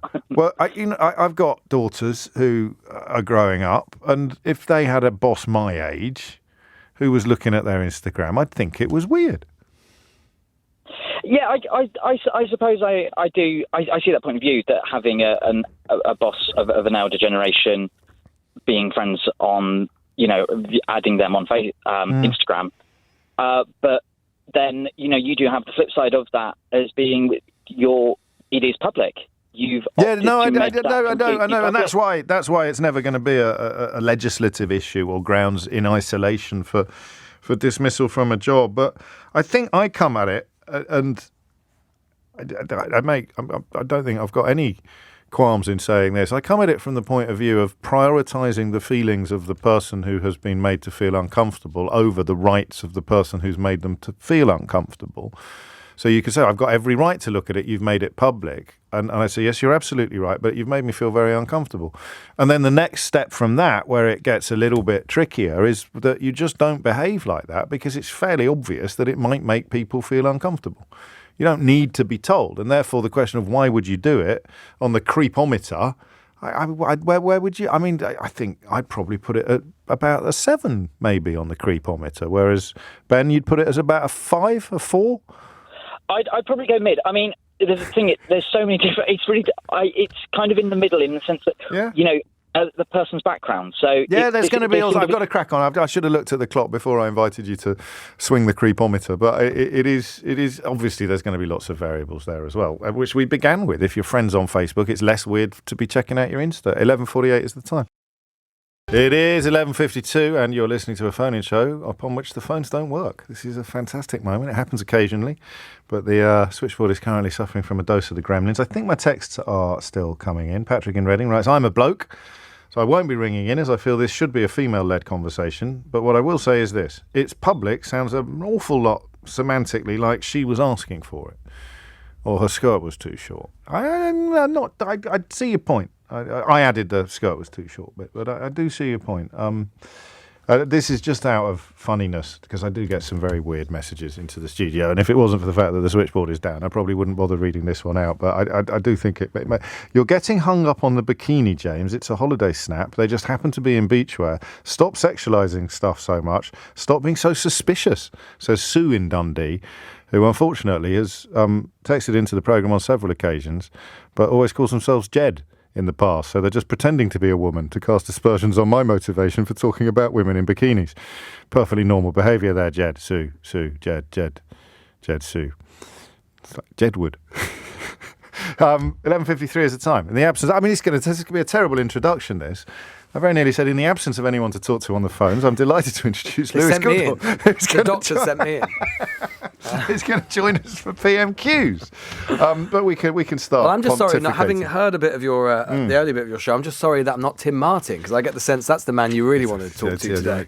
Not available, I'm sure. No, I used to be available. He used to be extremely available, James. Rather dried up. As available as you can get. Oh, indeed, he did. It's normal service today. It's Sunak versus Starmer. Yeah, first time since the Easter recess, so there'll be lots to chew over. They've just funnily enough, just as we started speaking, just relating to a story from earlier in the week, the new list of ministerial interests has just been published. You remember this from earlier in the week, the story about the Prime Minister's wife's potential interest or lack of declared interest from the Prime Minister in this childcare company. Well, that has now just been published. This was a list that, mysteriously enough, had not been published for some time, and then, mysteriously enough again, has been published this week, just after that controversy. Within hours. And indeed it does make reference, although rather in the footnotes rather than the main body of the list, it does make reference to the Prime Minister's wife's interest in this particular company, this childcare company, alongside a list of other things. I mean, it actually says, the Prime Minister's wife is a venture capital investor, and she owns a venture capital investment company, Casperan Ventures, and a number of direct shareholdings. So therefore you can't really expect her to be...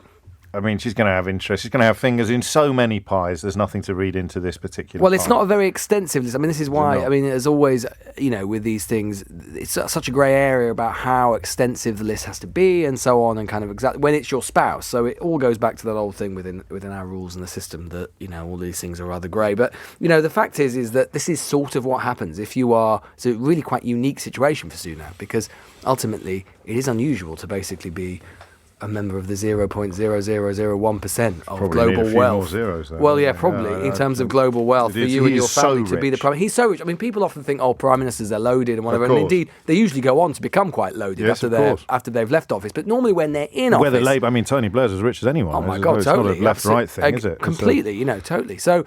But normally when they're in office and just before, because they're MPs and they have to declare all their incomes and so on, they're not, mega rich. They're well off by British standards, but they're not mega rich. Sunak really is. And so in a way, this is a kind of occupational hazard for being a Prime Minister who is a member of the global elite. I mean, he often accuses Keir Starmer of being a member of the North London elite. Well, actually, his sort of wealth, it makes North London look rather quaint, to be quite frank. He's kind of Pasadena elite, but there we go. Yes. And Starmer hasn't quite worked out how to deal with it, possibly for the reasons that you highlight, is that it is so extraordinary. And Boris Johnson, I believe, had to borrow money or at least have a loan facility set up by the now chairman, facilitated by the now chairman of the BBC, because he couldn't live on the pittance that is £150,000 a year. Well, he did, of course, famously apparently say that $250,000 Telegraph money was chicken feed. Yes, so, exactly that. But he wasn't getting the chicken feed when he was Prime Minister. No, indeed, that's true. When Boris Johnson, of course, was facing against Keir Starmer, he used to refer to Starmer as his Islington lawyer. Yes. Despite the fact, of course, that Johnson used to live in Islington and at one point was married to an Islington with a lawyer. But there we go. Starmer doesn't live in Islington, but it lands, and it doesn't land, I don't know, with traditional Conservatives. Well, I think what we're both hinting at is the idea that Sunak is so rich that the politics of envy accusation doesn't really work in this context, because no one really dreams of being as rich as he is. No, although it's weirdly enough, it's sort of double-edged, because there's no doubt at all it's a political vulnerability for him, and we'll be hearing loads more before the next election. The idea Sunak doesn't get it, he hasn't got any clue, and we should talk about, in particular relation to today's pretty shocking inflation figures on food inflation as well, going up for over 20% for food inflation, just absolutely extraordinary, worse since 1977. So that is quite lethal for him. There is something that does show up, funnily enough, in focus groups, which is he wouldn't appreciate this comparison, and it isn't meant beyond the very narrow terms in which it's said. But there's a thing that's coming up in focus groups sometimes, which is the idea that people are saying, well, Sunak is so rich, he can't be in it for the money. Yeah. He can't be bought, which is I've a little heard bit that. what people used to say about Donald Trump, Yes. funnily enough. And again, it's only meant in that very note. There are very few similarities between Sunak and is Trump. that rich. Trump, it's a little bit more opaque, but that completely. is... But there's this idea you can't be bought. You know, he's obviously in it for the right reasons, because people have such sort of idea that politicians are so venal, mostly incorrect, but have this idea that, you know, therefore, if he's in it and taking all of the arrows and so on, it's obviously not for the money, so it must be for a slightly more noble reason. Yeah. So it's double-edged anyway. Ignoring the existence of ego and power. Yeah, and which is vanity. extremely alluring. Of course. Of course it is. Yeah, But cool. no, Ambition. I understand that. I've heard that on the programme. So we won't be shocked if food inflation I would be comes amazed up. if Starmer doesn't mention inflation. So we're now, again, and we had this last month as well, but our inflation is the worst in the G7. By some distance, it's actually been falling quite rapidly in the other G7 countries, powered mainly by, not exclusively by, but mainly by food inflation, which is over 20%. And this is a real nightmare, obviously, for the poorest families. Not just the poorest families either, but for everybody, for middle off families as well. And of course, the Prime Minister has set a target to halve inflation by the end of the year. People like me saying, well, he knew that would be met. I still think it probably will be met, but it is looking stickier in terms of the core inflation number and the overall inflation number than most analysts believed. It looked like an open goal when he said it.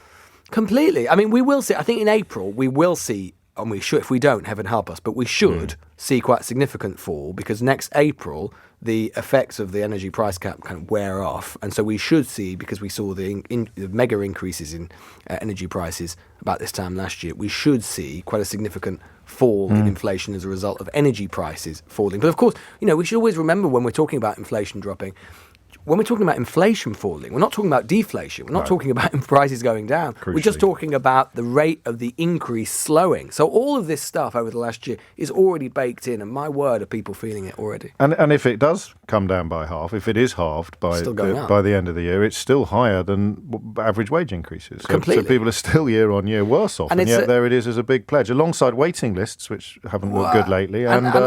I mean, he could start picking on these, Starmer, couldn't he, soon? Well, yeah, I mean, and we do, obviously, you know, naturally we get sort of very wrapped up in the sort of day-to-day, the hurly-burly of the Westminster story, but fundamentally, you know, so much, 90% of politics is just about inflation, wages. That is now, that is 90% of politics. Everything else is simply affectation in detail. It is simply around the rate at which prices are going up and the rate at which wages aren't going up. And, you know, it feeds through in all sorts of different directions. I mean, you know, what does the government now do about strikes? Yeah. It's sort of double-edged, right? Again, because on the one hand, unions can now say, well, look, inflation, you told us inflation will be going down, and it's not. So we're actually going to hold out for more. But then the government will say, well, exactly, inflation's not going down, so we can't afford to give you more because it will cause what they call wage push inflation. And I think the real worry for policymakers at the moment is this, for the Bank of England and for the government, is that this inflation is starting to look like it's embedded in the system. It's starting to look like, you know, when inflation is caused by one of factors, you know, the Ukraine war, COVID,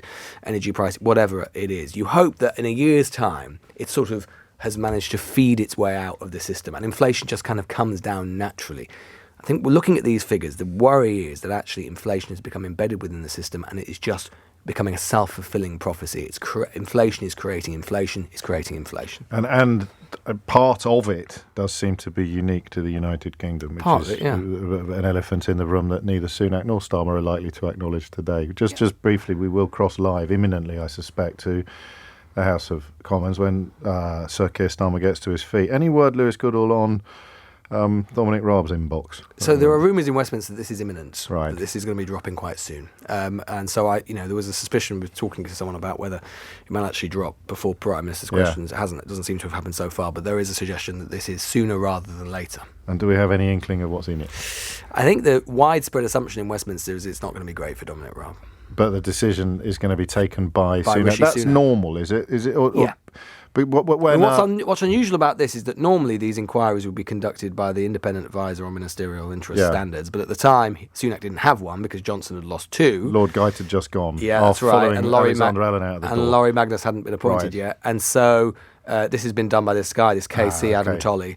But so that is a bit unusual. But yeah, ultimately Sunak will be the judge and jury. It's going to be very interesting, isn't it? It will be very, very interesting. How much should we read in to speculation in the newspapers today about who is likely to replace Dominic Raab? Is that just people acknowledging that it could be heads or tails, or does that suggest that there might be an expectation of it to go one way or the other? I think there is, as I say, an expectation. Do you? It will go. Okay, yeah, I think that's that is a general assumption. But as I say, I think if I had to put money on it, I don't think Sunak will replace him as Deputy Prime Minister. I think don't need a Deputy Prime Minister. Did we have them before Heseltine? Yeah, we had George Brown in the 60s. It has happened, and then Herbert Morrison in the 40s. No, not every administration. Not every Prime Minister has a deputy, but every Prime Minister needs a William. Indeed, so you beat me. Look it up. Yeah. You're listening to James O'Brien on LBC, joined now and happily moving forward 4 p.m. cues by Lewis Goodall on Wednesday afternoons, just waiting for Sir Keir Starmer to begin his questioning of the Prime Minister. And as if by magic, here it comes. Thank you, Mr. Speaker. The Tory party chair says that public services are in pretty good shape. Has the Prime Minister met a single member of the public who agrees with him? Prime Minister. Mr. Speaker, because of the record investment that we're putting into public services like the NHS, we're now getting waiting lists down. Because of the reforms that we've made to our education system, more children are studying in good and outstanding schools. Because that's what you get with a Conservative government: more funding, more reform, and better outcomes for Britain. He's living in another world to the rest of us. People waiting more than 2 days from an ambulance because they broke the NHS. Only 1 in 100 rapists going to court because they broke the criminal justice system. A record number of small boats crossing the Channel because they broke the asylum system. People can't afford their bills, can't get the police to investigate crimes, can't get a doctor's appointment. Does that really sound like pretty good shape to him? Well, Mr. Speaker, what's the record since 2010? Since 2010, crime down by 50% under the Conservative government, Mr. Speaker. 20,000 more police officers, we've given them more powers, and we've toughened up sentencing, all opposed by Sir Softy over there. Mr. Speaker, either the Prime... Order. Our constituents want to hear the question and the answers. What I would say is, you'll progress questions beyond. The Prime Minister wants to leave early, along with the Leader of the Opposition. Help me to help them. Yes. Mr. Speaker, either the Prime Minister doesn't use the same public services to the rest of us, or he simply can't see the damage they've done to our country. In 2019, Ariel Lee, a convicted people smuggler, threw boiling water over a prison officer, leaving him with first-degree burns. The prison officer said it felt like acid. His face was on fire. His attacker was found guilty, received a prison sentence, quite right in my view. Does the Prime Minister agree? Well, Mr. Speaker, while record is clear on sentencing, it was this party and this government that passed the Sentencing Act last year. It toughened up sentences, and the average custodial sentence has now increased since 2010 by almost 2/3.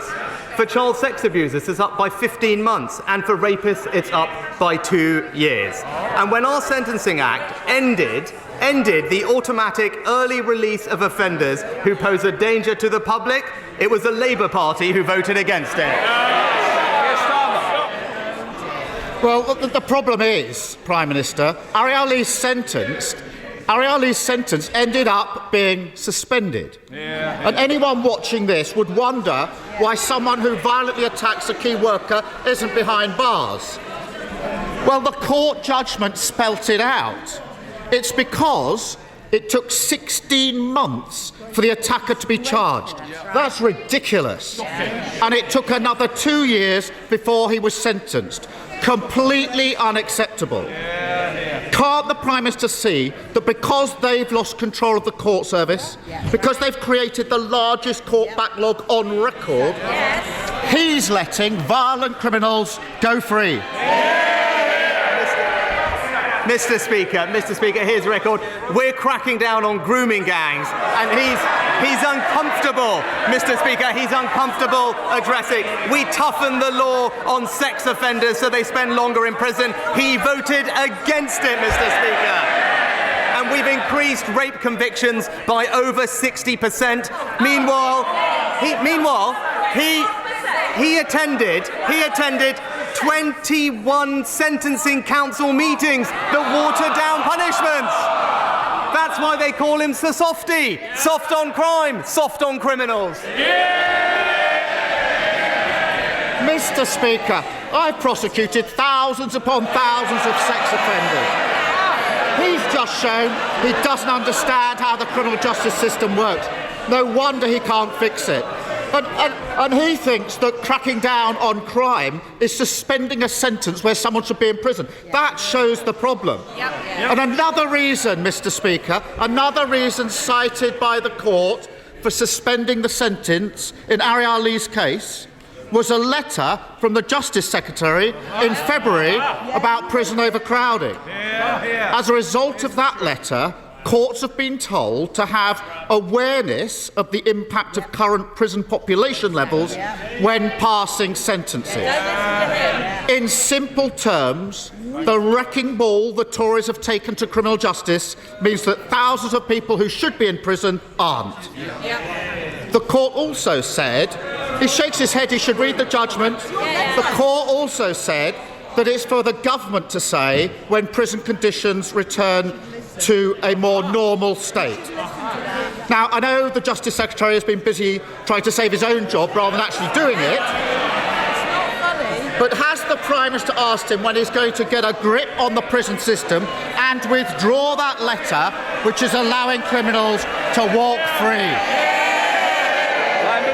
Mr. Speaker, we're in the process of building 20,000 more prison places. That's what this government is delivering, because we're toughening up sentencing and putting more people behind bars and making sure that our most serious offenders spend longer there. But I love it when he talks about his record as a lefty lawyer, Mr. Speaker, because I was looking at this, because when he was there, he's quoting things, I read that people were really disappointed that his organisation let down victims. That wasn't even my assessment. That was his shadow Attorney General.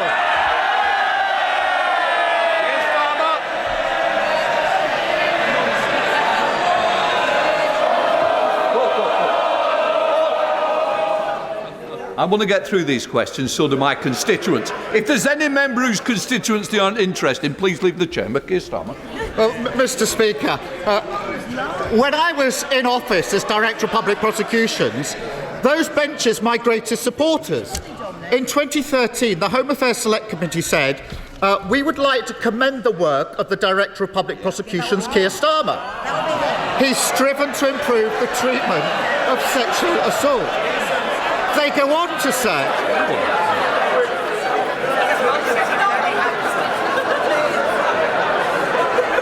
Can we... Prime Minister's questions matter to our constituents. I wonder if I were you. It's not the day. I want to get through it because I'm trying to help the Prime Minister and the Leader. You're not being helpful. We'll hear this question no matter how long it takes. Keir Starmer. Mr. Speaker, this is 2030. Order. Ms Stevenson, I've heard a few weeks. This is the last week. I suggest you quiet, or it's better you leave. Keir Starmer. Mr. Speaker, this is the Home Affairs Select Committee in 2013. They go on to say the work I did should provide a model to other agencies, and when he leaves the CPS, he will be missed. Now, that report was presented to Parliament by the then Home Secretary, future Prime Minister, the Right Honourable Member for Maidenhead. And the government, those benches, noted and supported it. Now, it's obviously always a good look to have your work recognised, although they did lay it on a bit thick. So perhaps the Prime Minister will spend less time trying to rewrite history and more time sorting out the mess he's made of criminal justice. Because the crisis in criminal justice is just a snapshot of public services collapsing under his watch. People can see it wherever they look. Our roads, our trains, the NHS, the asylum system, policing, mental health provision. The Tories have broken them all they've got left is excuses and blame. Now, I know the Prime Minister would rather talk about a maths lesson than the state of the country, but perhaps he could solve this equation. Why, after 13 years of a Tory government, are patients waiting longer than ever, criminals walking free, growth non-existent, and why, everywhere you look, does nothing seem to work at all? Prime Minister. Mr. Speaker, I can't quite remember, but I think he started by talking about when he was DPP in 2013. And I'm actually glad he brought that up, because there was something else that happened when he was DPP in 2013.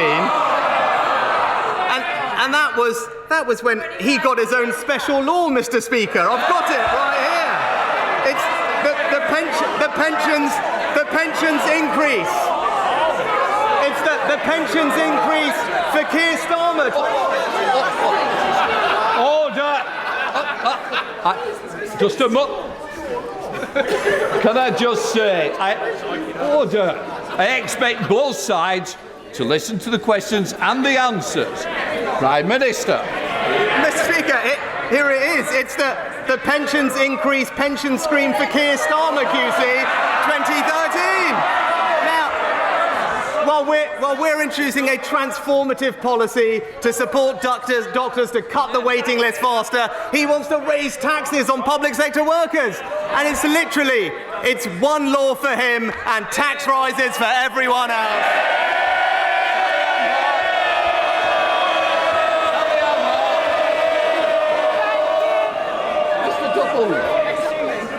Don't let me double down on you. Please, Sally Ann Hart. Mr. Speaker, recently I presented a Prime Minister's Point of Light Award to Joan Willett, nearly 107, for her fundraising for the British Heart Foundation.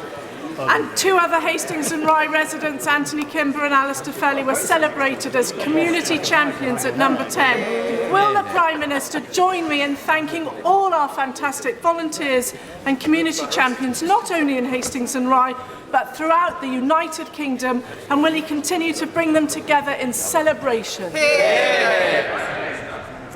Can I thank my honourable friend, and I'm absolutely delighted that Joan received her Points of Light Award, and volunteers and community champions like Joan and Anthony and Alistair all make important contributions to their local community, and we're all very grateful to them. In fact, every month, Mr. Speaker, millions do the same thing, and they deserve our praise. Their generosity is integral to what makes our country and our community special, and it's right that we do everything we can to celebrate them. Leader of the SNP, Stephen Flynn.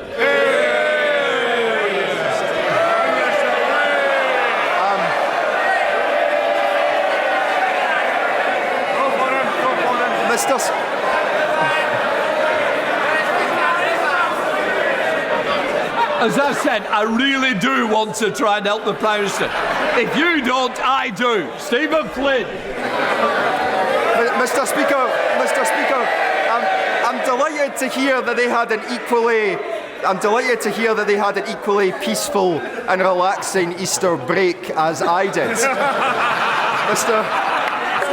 Prime Minister, was it their refusal to stand alongside striking workers on the picket line, their acceptance of the economic damage being caused by Brexit, or perhaps their support for denying the people of Scotland the right to choose their own future, which led to the leader of the Scottish Conservative Party urging voters to back Labour?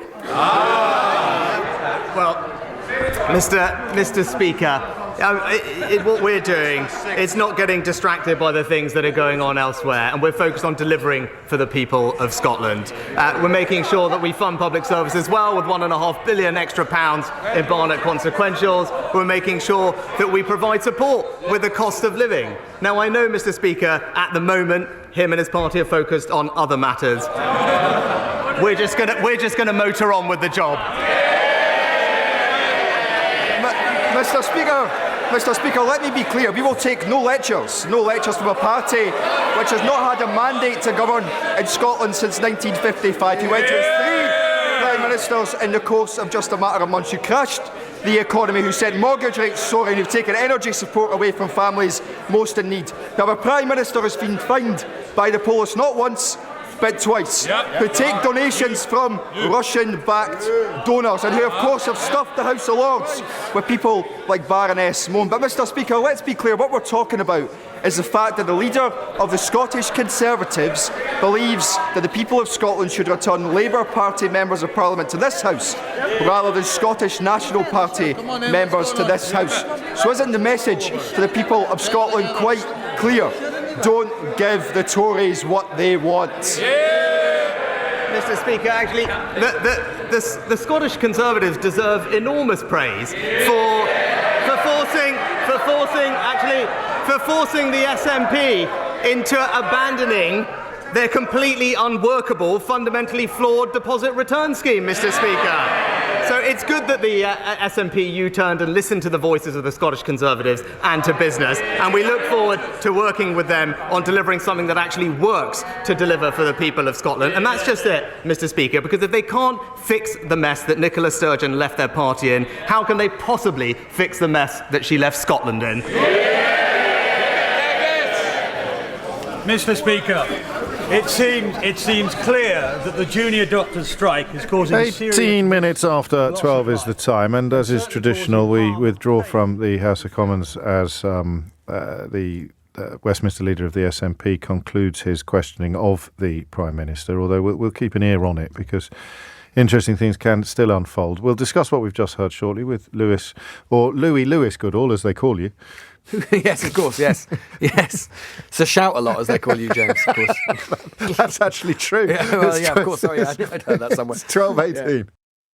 Yeah. 22 minutes after 12 is the time, and Lewis Goodall of the Newsagents podcast and, of course, LBC fame joins us to pick over the bones of PMQs. Just before we get stuck in, Lewis, for people who are lucky enough not to have to listen every week, that was a particularly poor one. Quite a few people getting in touch to say it's terrible. Julie says terrible optics to be laughing and howling at some of those points. And this is the most depressing part of your radio show. I can't stand listening to them. They sound deranged. I can't believe how childish they sound. That was nauseating, and even the SNP can't ask any credible questions in their current situation. This is absolutely abysmal. The country is in crisis, and this is what we get from Sunak and the braying Tories. For balance, Rishi, spelt wrong, giving your woke boy a drubbing. Now let's hear you spin that. I think that's aimed at me rather than you, but you never know. Both of us.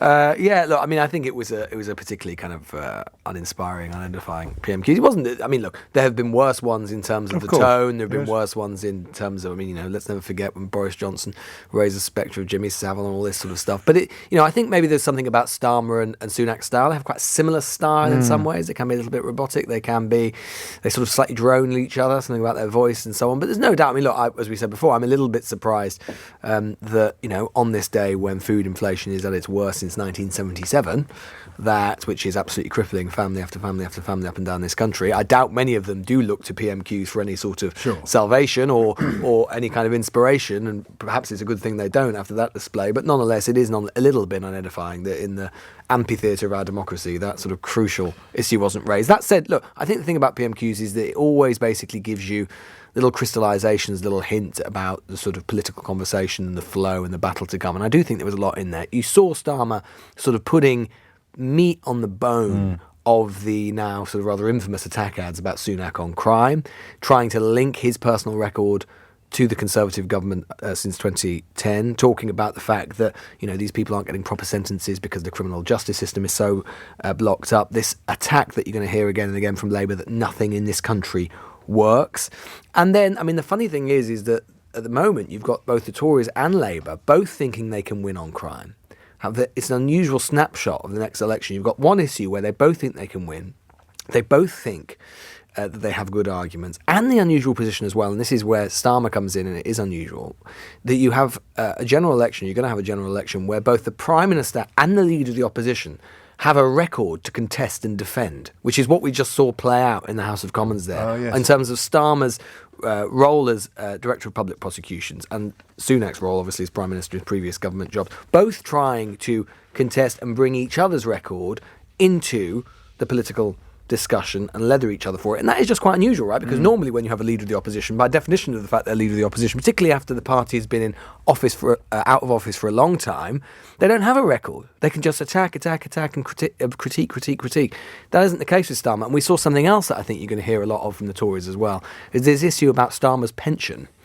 Because obviously one of the things that Hunt did in the last budget was to raise the limit at which you can continue to pay into your pension pot without paying tax. Now, Labour have attacked the government a bit on that, but it is true that as Director of Public Prosecutions, Starmer did have a sort of special provision put in place for him. It really is a sort of special regulation just for him. If you look it up, it says sort of special regulation, Sir Keir Starmer pension scheme for Keir Starmer, which indeed eliminated, or to some extent eliminated, that particular provision for him. And so obviously the Tories will cry hypocrisy. Would he have asked for that? Would he have sought that? I'm not sure. I suspect it may have been a sort of perk of the job that you just get as DPP, some of these very big jobs that you have at the time. I think Labour have actually said, Starmer said that they will forgo it. So, there is that. But nonetheless, it came in 2013. Yeah, it was long before he entered Parliament and so on, yeah. When Greg Hands was Deputy Chief Whip. Yeah, so look, it was to talk, he was at that time. Waved it through. Yeah, absolutely, because he was a non-aligned politician at that time. But he's not a politician at that time. Doesn't matter. But obviously in terms of the politics, you're going to hear more of that in the months to come, I think. Indeed you are. Sir Softy. Yeah. As they call him. The problem with that is that Sunak said, that's why they're calling him Sir Softy. It's like, but no one has actually said it before you did, Rishi. It's like the fellow at college. It's the corollary of the fellow at college who invented his own nickname and then no one else used it. It's like, have no fear. Yeah. Bruiser's here. Is it going to catch a Daily Mail? Will probably run with it. They'll run with anything. Well, exactly. I mean, I suppose it's one, I don't know, is it better or worse than you remember what Johnson occasionally called him? Sir Crasheroony Snooze Fest? Yeah, but only Johnson could keep a straight And also, face like the Daily Mail, I mean, they wouldn't put that in the headline. No, but Sir Softy might land. They'll have to focus group it. So it might. But anyway, look, but as I say, it goes back to that thing, which is both believe that they have a narrative they can sell, which is that the other is soft on crime. And so we're just going to hear that again and again and again. It's not a coincidence. It is a correct calculation that this is something that translates very, very well with the population. They care about it very, very much. They do. More than food prices. We'll have to wait and see. Could that be the B word? Do you think? Because Starmer can't. I mean, it's tricky. He hasn't quite found a way of raising any problems that are, in large part, exacerbated, if not caused by Brexit, while still maintaining the "We'll make Brexit work" platform. Yeah, I think partly maybe they calculate that as I was saying before, that there's an expectation that inflation will fall quite significantly next month because of the energy price reductions kind of showing up. So maybe they just think they didn't want to give Sunak that kind of opening to be able to next month go, he hasn't mentioned inflation. So it may be, it may be that. But it is also true to say that the Labour grid, it's a dreaded term, but the thing where the parties basically plan out what their message, what their narrative is going to be leading up to the local elections, which are now very close and are going to be really important for both parties, has been to focus really relentlessly on crime. And so to some extent, I think it is just about Labour message discipline, just hammering that home time and time again. I suppose their point is, what's the point of getting the flack for those ads if you're not going to put meat on the bone, which is kind of what Sunak was Starmer was trying to do there. As ever, spinning plates while we've been on air. Anything else of interest in that list of ministerial interests? Did you spot anything else? Well, I mean, the only thing that so far, lots of people are going through it, as you imagine. The only thing that has come up I can see so far is that it appears that Dominic Raab, going back to what we were talking about before, has indeed paid for a KC himself in terms of prosecuting his defence. With regards to the bullying allegations and the investigation by Adam Tolley's KC. So, again, a mark of how seriously he's taking it, as well he should. Government hasn't paid for it, as they paid for Boris Johnson's defence, Raab is paying for himself. But obviously, that, as I say, that will get some interest. And as I say before, we are expecting this to come sooner rather than later. The only other thing I thought in PMQs, which was interesting, was just the response that Stephen Flynn, leader of the SNP, got from the whole House. It's a long time since the Tory benches in particular, but the whole opposition and the opposition as well, have felt in a position to be able to really jeer the leader of the SNP, whoever it is. Yes, of course. Because they are on the slide. That has just not happened for a very long time. And it was interesting as well that Flynn chose to try, he asked a kind of slightly convoluted question where he sort of paired the Tories and Labour together, but really it was an attack on Labour. And that's because there is a sense within the SNP now, obviously, that, with their fortunes apparently on the slide, at least for the time being, Labour is now a really serious challenge, not only for the general election, where they remain second in, scores of seats to the SNP, but obviously, assuming there is one, a by-election in the Rutherglen by-election, which will probably be coming in the next couple of months, assuming that the by-election actually happens because of the recall of Margaret Ferrier there, and Labour are, very likely to take it, which would be really devastating for the new First Minister, Hamza Yousaf. Indeed. And people quite rightly point out whenever we bring up the travails of the Scottish National Party that there may yet prove to be no case to answer for anybody. Absolutely. There's been arrested or questioned no charges or made, criticised. As so far, no charges made. 2 arrests, but no charges. Lewis Goodall, many thanks indeed. Time is 12:30. You're listening to James O'Brien on LBC. I'm going to introduce you to someone after the news who's written the book I would have written if I was cleverer. That's designed to build some tension. I'll see whether or not it works. First, though, Amelia Cox has your headlines. 12:33 is the time. You're listening to James O'Brien on LBC. I'm delighted to introduce you to my next guest for a whole heap of reasons. Not least, I think, Daniel Chandler, author of Free and Equal, What Would a Fair Society Look Like? Do you describe yourself as a philosopher? No, I describe myself as a philosopher and an economist. Yes, and actually, that's really important for crucial what distinction. The book is about. Yes, indeed it is. Yeah, the book is partly trying to set out some values that can help us think about where it is that we want to head as a society, but crucially to combine those with practical ideas for how we can, fix our democracy, change our economy, and so on. I did the module of philosophy and economics at the LSE, where you're currently doing your PhD, and I did it just over 30 years ago. I never understood why it was so important to put them together like that until you said so. Thanks for that. Better late than never. Another reason why I'm so pleased you're here is that your book, which is brilliant, also returns to the work of from my own studies, the philosopher who I've long thought has pretty much the solution to almost everything. John Rawls. Listeners to the programme will be familiar with the veil of ignorance. It has a number of different names, doesn't it? And the third reason why is that you come from the position that tinkering at the edges is no longer even a vaguely adequate response to the situation in which we find ourselves, which breaks down into a sort of democratic collapse, epic economic unfairness, and for me at least, a sense that there's a sort of sense abroad that everything actually does have to be this way, which you furiously reject. Yeah, and that's really the central, the thing I would want people to take away from the book really is a sense of possibility about the different ways that we could organise our society. I think there's a lot of pessimism today, as if kind of any major scheme for reform is somehow doomed to failure. And I really think that isn't the case. And part of the practical part of the book is me basically looking around the world at academia and at things that are happening in the real world and bringing together practical ideas about how we can do things differently, from more ways of engaging citizens in democracy that have happened in Brazil, or completely different way of funding political parties that they have in Seattle, and different ways of organising our economic system too. But sort of sitting behind all of that is, as you mentioned, this philosopher John Rawls, and I think where he comes in is really giving us a framework for having a much bigger perspective about where we want to go as a society. And you mentioned this idea called the veil of ignorance. So one of his most famous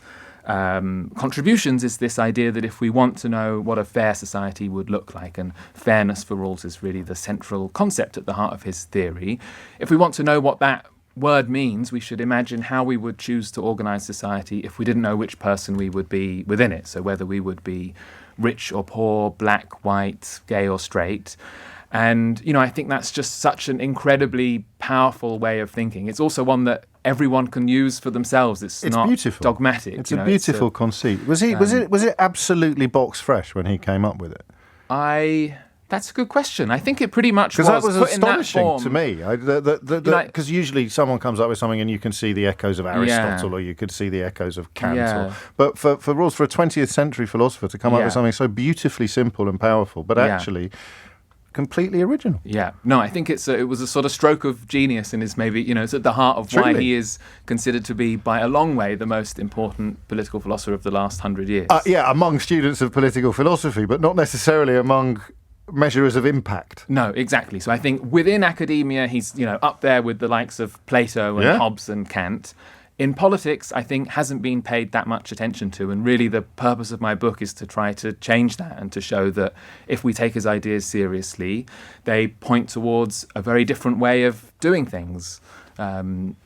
Because behind this, I mean, just to embellish slightly on the veil of ignorance, the idea that any law that's put forward, any principle, I mean, he confines himself to justice essentially, doesn't he? But you extend it into many other areas from the original position where you do not know what your relationship is with the society. So you bring in a rule or a law or a principle for that society, and you work out whether it's a good idea or not by imagining every single person you could be. You could be the murderer, judging on the death penalty, passing judgment on the death penalty. You could be the mother of a murderer, deciding on whether or not you want the death penalty. You could be not the victim of a murderer, obviously, but the mother of a victim of a murder. And economics, you could be an inheritance tax beneficiary, a private education beneficiary. You're going quite hard on that. We'll get onto that shortly.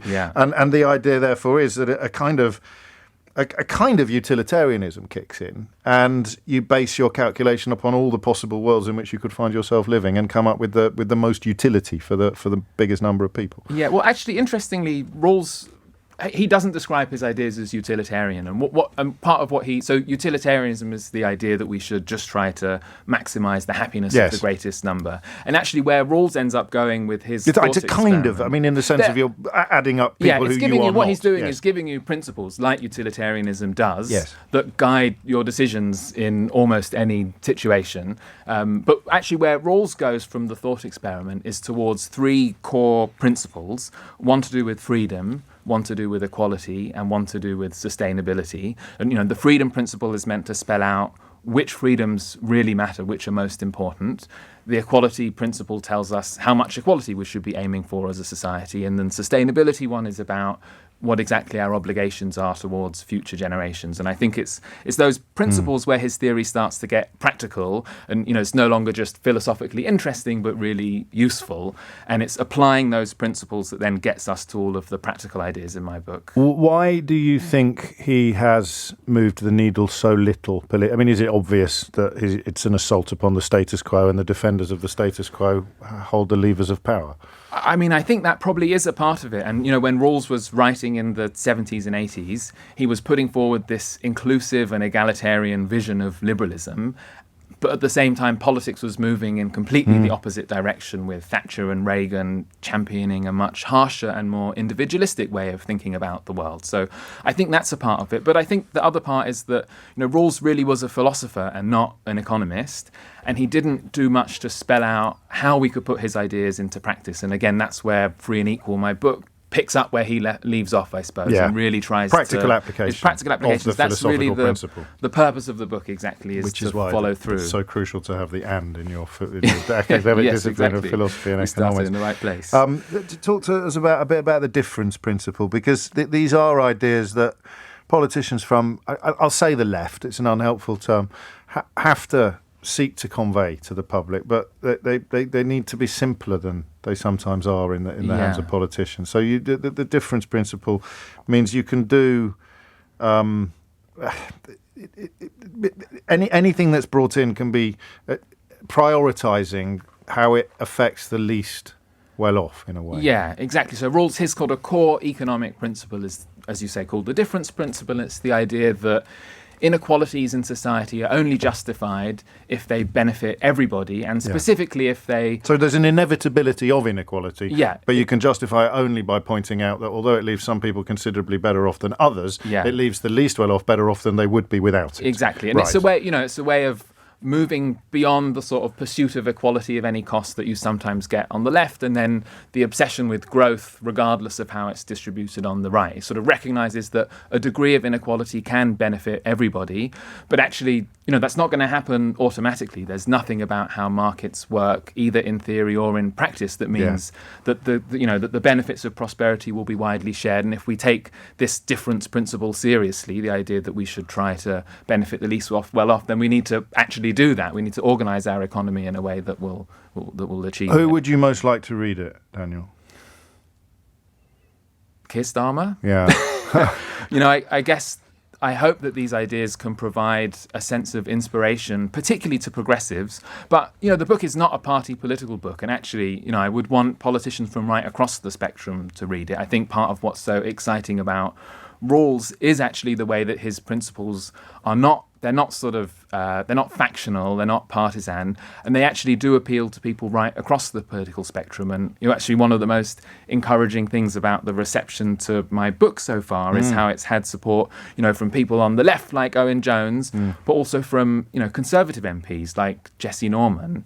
And I think it's that potential to reach beyond just tribal boundaries and put forward a vision of a fair society that could have wider appeal. That's what's politically exciting. Let's pick off a couple of points. The universal basic income, that's on the list. That makes the cut.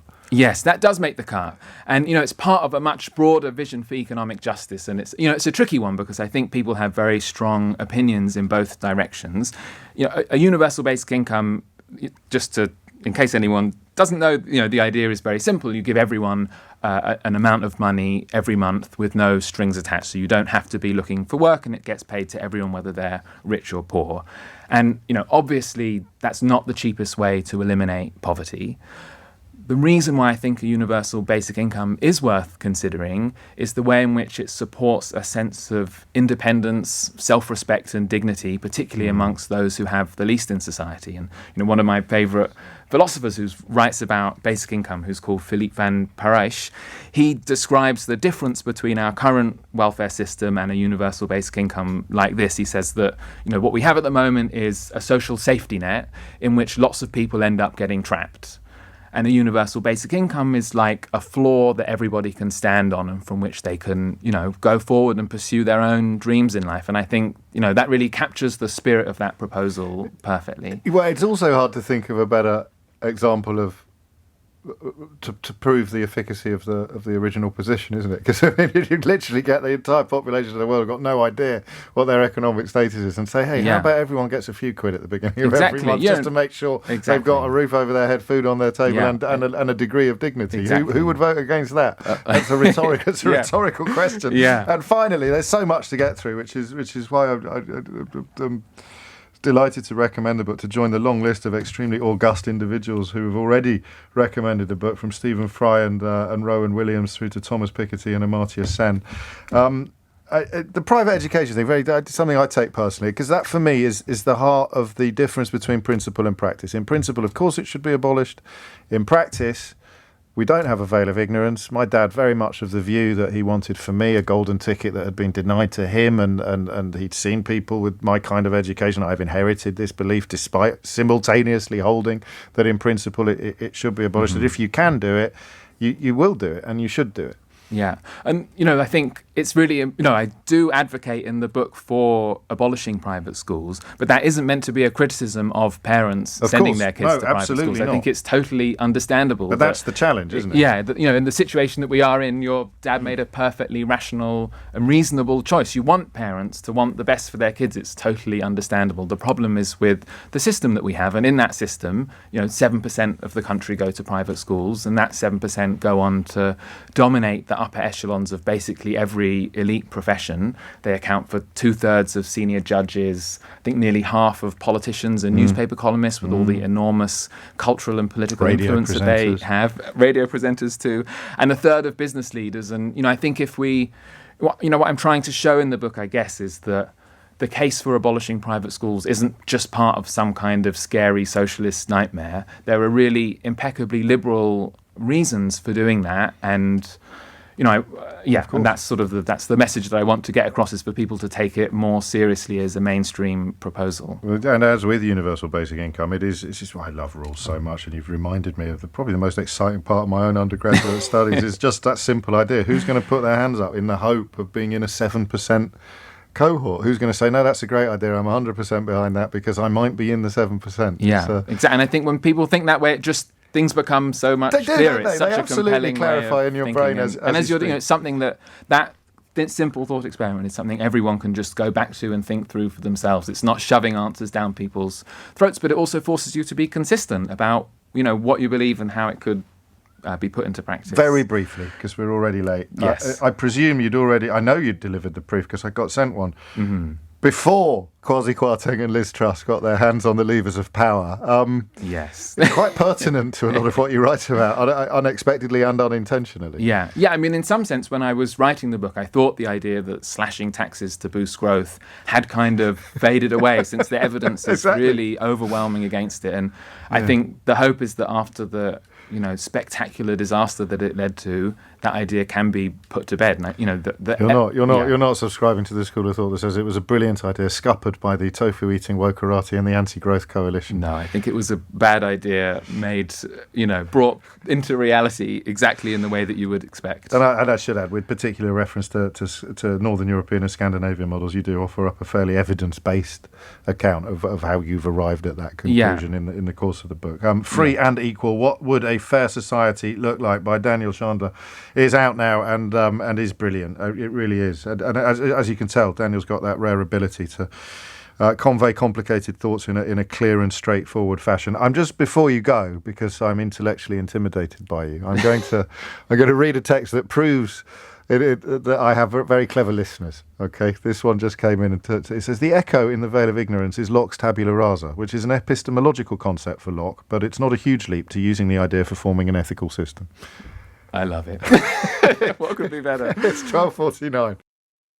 12:52 is the time. If you were paying attention to what's unfolding in the House of Commons at the moment, you would be listening to Alicia Cairns, the chair of the Foreign Affairs Select Committee, raising the case of Vahid Beheshti, who has been on hunger strike now outside the Foreign Office for 56 days. He's calling on the UK to act against Iran's powerful Islamic Revolutionary Guard by essentially designating them as a terrorist group. Vahid's wife, Matty Heaven, is with me in the studio, and I want to cover as much ground as we can in the short amount of time available. So, I mean, is there anything to add to the reason behind, the calling for the Islamic Revolutionary Guard to be designated a terrorist group is so important? Why? Thank you, James, for having me here today. Ideally, it would have been my husband who should have been here, but he's physically very weak. He's lost over 17% of his body mass and he's now on wheelchair. Why is it important? When my husband decided to make decision to go on hunger strike 56 days ago, it's not just the fact that he's an Iranian-British independent journalist. Prior to his decision, it was a call of both sides of the party in the House discussed about the threat of IRG, Islamic Revolutionary Guard Corps, here in UK. And even MI5 had made a report of the threat of the Islamic Revolutionary Guard here. And there's been over 10 assassination attempts taking place by them.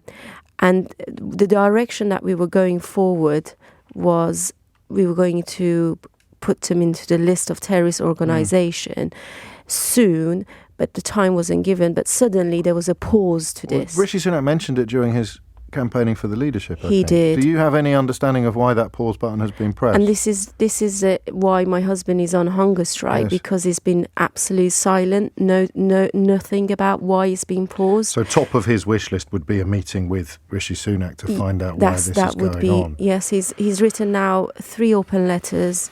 His GP is greatly concerned for my husband's well-being and written a letter to our Prime Minister, but we haven't had any response back. But you have got the support of over 100 MPs and peers from right across the political spectrum who will be meeting with Vahid this afternoon, I think, to express and post their support for his cause. That's right. There is this afternoon a group of MPs and peers are meeting my husband because they support his call, and they've written a letter to our Prime Minister exactly pointing out that before he became a Prime Minister, he did on record say he wanted to recognize them as a terrorist because of their terrorist action here in UK. So they are supporting him. He's getting huge amounts of support, James, from many people from across background, feeling the same thing, what he's feeling, because our freedom of speech is under threat. You know, they had to close down a TV channel, Iran International, and journalists in UK had to leave to Washington because they were not able to cover news of what was going on inside Iran because of the death threats that they've been getting. Have you had any dealings or contact from the Foreign Secretary, James Cleverly? No, Because no it response. is his office, essentially. That's right. Not from him, and a letter's been sent to him directly. No. Does he walk past Vahid on a regular basis? I didn't want to say that, but it was really heartbreaking. On the day 50, we had somebody saw him past him and turned around and just walked past, and he went inside the Foreign Office. The rally on the 29th of April that is upcoming is something we'll talk about a little more shortly, but I need to ask you the obvious question that all my listeners would expect me to ask you at this point, which is, are you going to tell him to stop at any point? You know, and when he made that decision, at first I was shocked. I said, maybe, you know, there's other ways, but I held events in parliaments, and he said, you know, we reached a line that we need to stand really strong against the Revolutionary Guards and make a very strong voice on this. So I fully support him, but I am, as a wife, of course, deeply concerned because I can see him shrinking every day. And my call is, I hope the Prime Minister listens, and maybe today the letters that are going from over 100 MPs and peers will respond to that. And the sooner the Prime Minister responds to what he wished for before becoming Prime Minister, then I can, you know, the sooner my husband can come home and we can have a normal life. Would he do that if he felt that he had been properly listened to, or would he actually hold out for the proscribing of the Revolutionary Guard? I think it would make a huge difference. Right now there's been no correspondence. It would make, of course, a huge difference. It's something that, you know, the both sides of the house are calling. My husband's calling. He's got so many support, and suddenly it's like paused. Yes. So it is, yes, the sooner this is moved forward, the sooner my husband can come. You know, life is not been normal. You know, every time I eat, I can think of him not being eating, and it's just upside down. Of course. That's 56 days. 29th of April, 1 o'clock, where and when and who? The rally will start at London Eye. Omid Jalili, who is a British Iranian diaspora, he will be supporting. There's going to be many other people will be there supporting my husband. The list, you know, if you check my social media or his, he will be there of who will be there. Between now and then. Matthew Heaven, I'm so sorry you have to be here in these circumstances, and I hope that your husband, Vahid Beheshti, at least is paid the courtesy of being listened to by some of the senior politicians we've mentioned, not least Rishi Sunak and James Cleverly. So thank you so much for your time today. You are listening to James O'Brien on LBC. That book, a few of you are asking once again. Daniel Chandler is the author. Free and Equal is the title. If you missed any of today's show, including the last two important interviews for very different reasons, you can listen back on Catch Up on Global Player, where you can also, of course, rewind live radio these days. Tom Swarbrick with you at 4. Download that app at the App Store or at globalplayer.com. Sheila Fogarty with you now. Sheila Fogarty with you now. Sheila Fogarty with you now. Sheila Fogarty with you now. Sheila Fogarty with you now. Sheila Fogarty with you now. Sheila Fogarty with you now. Sheila Fogarty with you now. Sheila Fogarty with you now. Sheila Fogarty with you now. Sheila Fogarty with you now. Sheila Fogarty with you now. Sheila Fogarty with you now. Sheila Fogarty with you now.